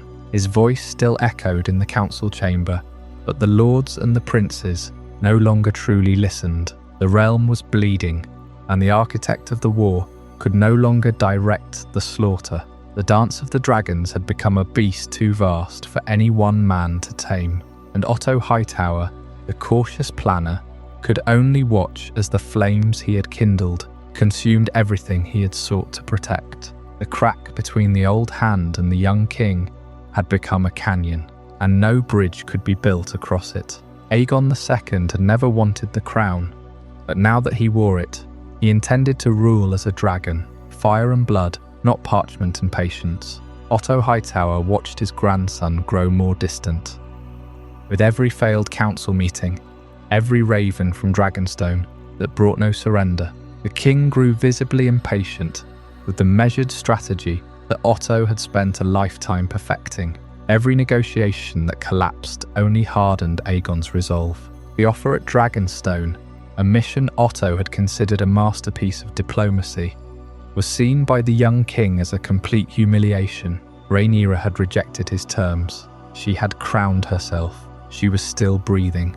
To Otto, this was simply the next move in a long game. But Aegon wanted an end to the waiting. The king wanted decisive violence. He wanted to mount Sunfire and ride straight into the heart of the Black Rebellion, while Otto still believed the war could be managed through careful allocation of resources and political pressure. The king heard only the sound of his own crown slipping. He did not want a steward. He wanted a sword. In this widening divide, the war-hardened voices found their moment. Sir Criston Cole, the Lord Commander, had never believed in Otto's gentle touch. He had trained Aegon in the yard, and he whispered now of glory, of honour, of the simple truth that fire answers all arguments. Prince Aemond, the king's brother, stood at the edge of every council meeting, a silent anchor for the war faction. They did not speak of supply lines or the treasury. They spoke of conquest, and the king listened eagerly. At court, the cautious lords who had once surrounded Otto began to step back. Restraint began to look like weakness. The Greens had been forged in ambition, and the king would not allow that ambition to be blunted by an old man's caution. The break came without theatrics. Aegon summoned Otto to a private chamber. There was no crowd, no trial, just a king and the hand who had made him. Aegon did not offer his grandfather a seat. He did not thank him for his years of service. He simply told Otto that his counsel was no longer welcome. The handpin was removed. The title was stripped. Otto was cast aside by the grandson he had helped crown. He did not beg. He did not argue the value of his caution. He had seen this day coming for months. He looked at Aegon, saw the boy he had raised, and the stranger the crown had made, and accepted the weight of his own failure. The pin was placed upon the table. The door closed behind him, and for the second time in his life, Otto Hightower was a hand without a hand. He walked out of the Red Keep with a quiet dignity that few would remember. The men who now surrounded the king were not the men who built the Green dynasty. They were the men who would tear the realm apart to preserve it. And Otto knew that without his steadying influence, the war would enter a phase from which no one would emerge untouched. With the voice of caution silenced, the Greens committed fully to the path of open war. The king would have his fire, the dragons would dance, and Otto, the architect of it all, was left to wait in the shadows for the fate he had long predicted. He had forged a crown for his grandson, but he could not control the hands that wore it. The realm would burn, and the man who lit the flame would soon find himself at the mercy of the fire. In Otto's place, Aegon chose Ser Criston Cole. It was a choice that revealed everything. The new hand was not a scholar of alliances or a patient reader of men. He was a soldier shaped by resentment, devotion, and the belief that victory belonged to those willing to seize it. Where Otto had sent ravens, Criston gathered armies. Where Otto had weighed the risks of dragonfire, Criston saw an instrument that could break the enemy in a single blow. The Crownlands became the first proving ground for this new rule. Green forces marched beneath the banners of the king, taking castles, demanding oaths, and cutting apart the lands that surrounded Dragonstone. Each victory was meant to isolate Rhaenyra. Each village that bent the knee was presented as proof that Aegon's warlike instincts had been right all along. The king revelled in the reports. At last there was movement. At last there was blood. But war did not obey the desires of kings. Every castle taken created another enemy. Every burned field left hungry men behind. And every dragon sent into battle raised the stakes beyond anything Otto's careful calculations had imagined. The conflict was no longer a struggle for a crown, conducted through letters, marriage pacts, and whispered promises. It had become a contest of beasts in the sky, with entire armies waiting below to be crushed by the shadows overhead. At Rook's Rest, the cost of Aegon's impatience would become impossible to ignore. The plan was meant to draw one of Rhaenyra's dragons into a trap. It succeeded, but the victory came at a terrible price. Aegon rode Sunfire into battle beside Aemond and Vargar, and when the dragons fell upon their enemy, the sky itself seemed to break apart in flame. By the end, Rook's Rest belonged to the Greens. Yet the king was shattered, burned almost beyond recognition, while Sunfire lay broken beside him. The triumph left a kingdom without a king capable of ruling. Aegon survived, but survival was not the same as strength. In his absence, others stepped forward. Aemond took power as Prince Regent, and the war moved even further from Otto's vision. The old hand had feared reckless violence. Now reckless violence held the reins of the realm, and still, Otto's removal had not ended his influence completely. His name remained tied to every decision that had brought the Greens to this point. The marriage of Aegon and Helena, the gathering of allies, the coronation, the first great fracture in the royal family. Even cast aside, he could not escape the consequences of his work. The game he had played so patiently had outgrown every player who thought they could master it. Aegon II had dismissed the caution of his hand. He wanted the sword, not the quill. He wanted dragonfire, not diplomacy. But strategy ignored does not simply vanish. It lingers like a debt unpaid. And while the king and his war council dreamed of a decisive blow, the actual war had already begun its slow, grinding work against the capital itself. The economy of King's Landing was strained. The people were weary. And far to the east, on Dragonstone and throughout the Riverlands, the Black faction was gathering a strength that no amount of bravado in the Red Keep could match. Rhaenyra's army, bolstered by the River Lords and the might of the North and the Vale, marched towards King's Landing. But it was not the army that sealed the city's fate. It was the dragons. Prince Daemon had taken Harrenhal with barely a fight. The dragons of the Blacks, Caraxes, Syrax, Vermithor, Silverwing, were a power the Greens could not fully match, especially with Aegon's dragon Sunfire wounded and Vargar in the field far away. The defences of King's Landing were dependent on the Gold Cloaks, and Agariton demoralised by a failing war effort. In 130 after the conquest, the moment of truth arrived. The city gates were opened by turncoats within. Rhaenyra and the Blacks captured King's Landing almost without a fight. The small folk, driven by hunger, fear, and the memory of the late King Viserys' rightful heir, offered little resistance. The Targaryen banners of the Blacks flew over the city once more. The war had come to the very heart of the Seven Kingdoms. In the chaos of the fall, the masters of the city scrambled. Queen Alicent fled to the safety of the Dragon Pit, attempting to bargain or hide. But one man was caught in a trap of his own making: Otto Hightower, the architect of the Green Cause. The man who had whispered his way into the very fabric of the realm's politics found himself unable to escape the city, whose politics he once mastered. Every door he might opened was now barred. Every alliance he had forged was now a liability. The streets he had walked as the most powerful man in the realm became his cage. The guards of the Red Keep, those loyal to the fallen regime, offered little protection. They surrendered the castle to the Blacks. Otto was found, perhaps in his chambers, perhaps trying to blend into the servants. It did not matter. The former hand of the king was taken prisoner. The balance of power had turned utterly against the Greens. The man who had gambled everything on the ambition of his bloodline was now a captive in the very throne room he had shaped for a decade. Brought before Rhaenyra, the woman he had once supported, then betrayed, Otto Hightower stood trial. There was no mercy in the eyes of the queen who had been wronged. His long campaign to secure his family's future, to place his grandson on the Iron Throne, to outmaneuver Daemon and control the realm, ended exactly as he had secretly feared it might. It ended with his enemies holding the capital, with the Greens scattered or dead. With the throne in the hands of the woman he tried to disinherit, he was condemned as a traitor. The sentence was death. Otto Hightower was the first head to fall in the aftermath of the city's capture. The Lord of Oldtown, the father of a queen, the hand of 3 kings, met his end on the steps of the Great Sept of Baelor. The records are clear that he was beheaded as a traitor.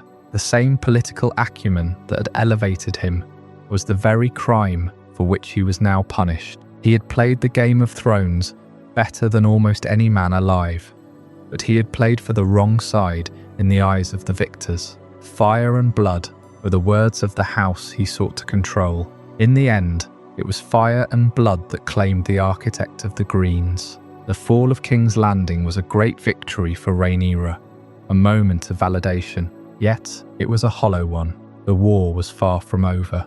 The capture of the capital did not mend the realm. Aegon II was still alive somewhere in the Crown Lands, burning a path of destruction with his wounded dragon.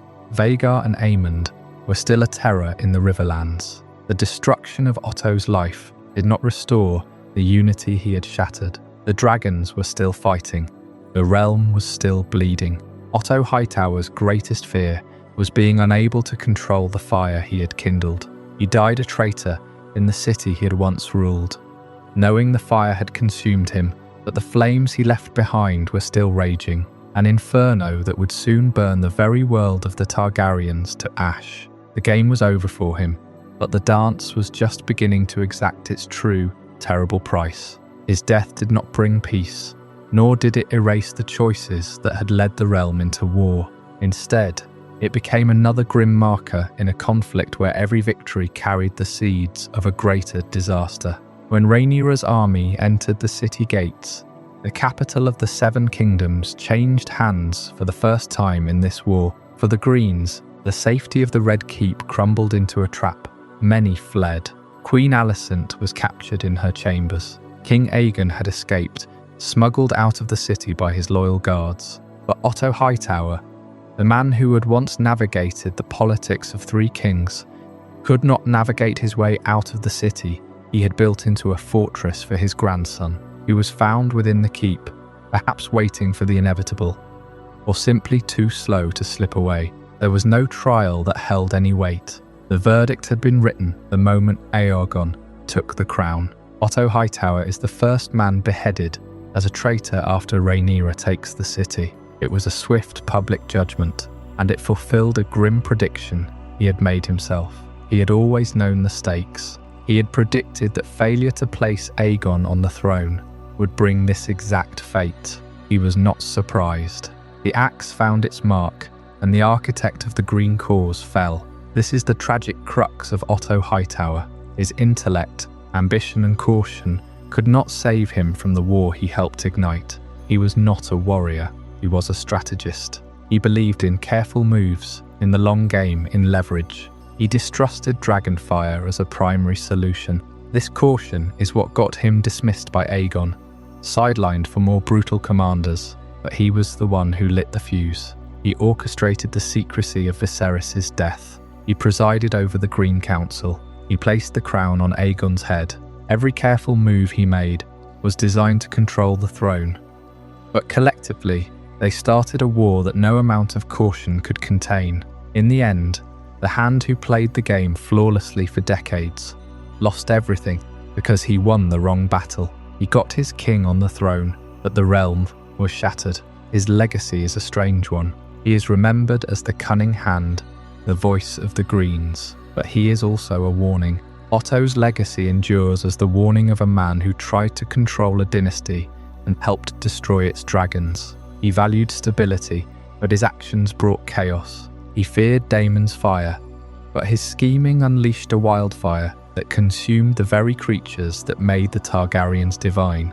The dragons died in the rivers and skies of Westeros, not because of some ancient curse, but because the political machine Otto Hightower perfected demanded they fight each other. His head was placed on a spike above the gate of the city he once ruled. It was a symbol of Rhaenyra's victory, but it was also a monument to his own ambition.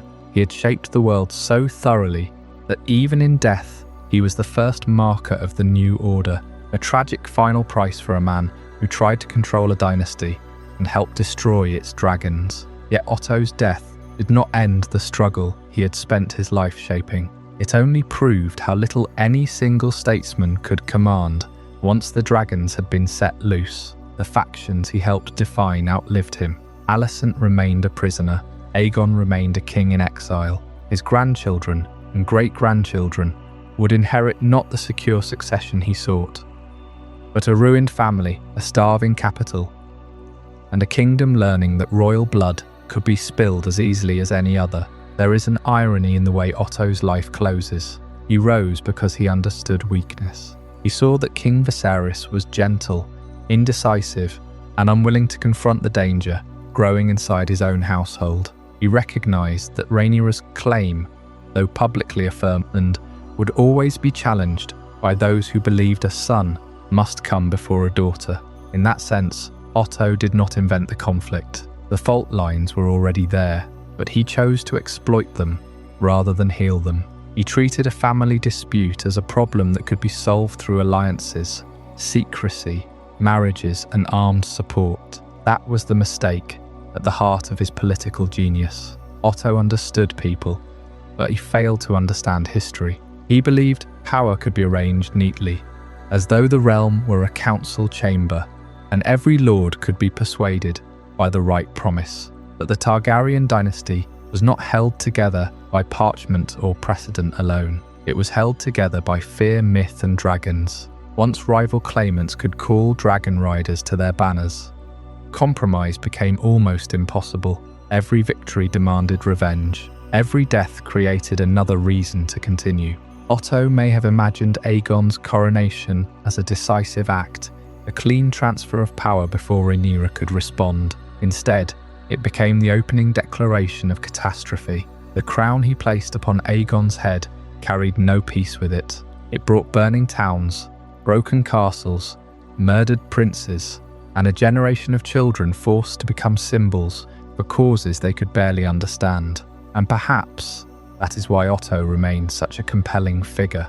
He is not driven by madness. He is not reckless in the obvious way. He does not seek destruction for its own sake. He believes he is protecting his house and preserving the realm from a dangerous future. But ambition often speaks in the language of duty. A person can convince himself that his choices are necessary, while ignoring the suffering those choices will create. Otto Hightower wanted to ensure that his blood sat the Iron Throne.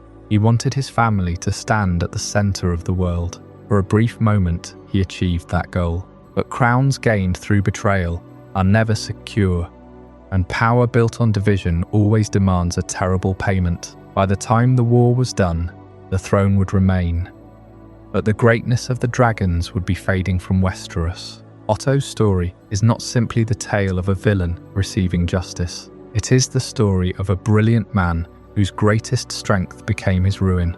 He saw the board, calculated the moves, and sacrificed everything for victory. What he never understood was that some games cannot be won without destroying the pieces, the players, and the kingdom they were fighting to possess.